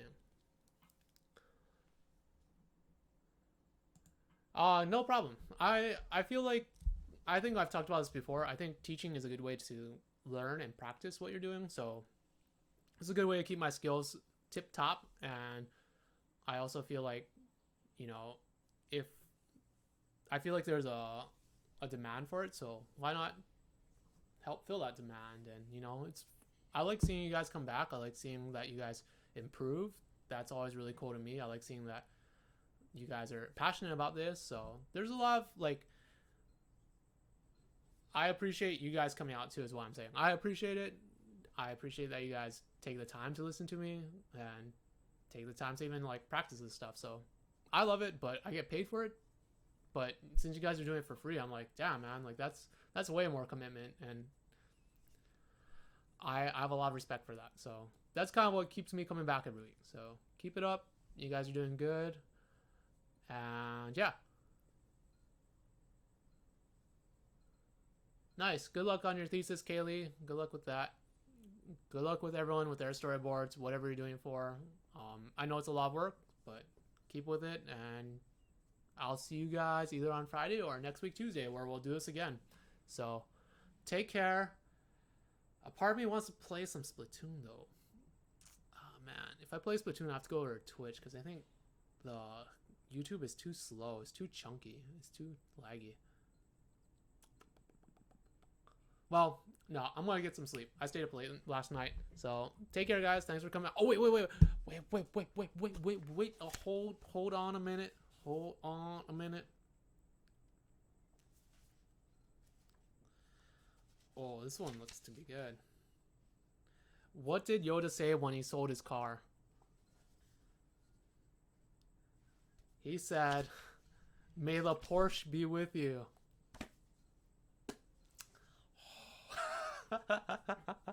That's good. Okay, guys. Thanks for coming out. Have a good week. See you later.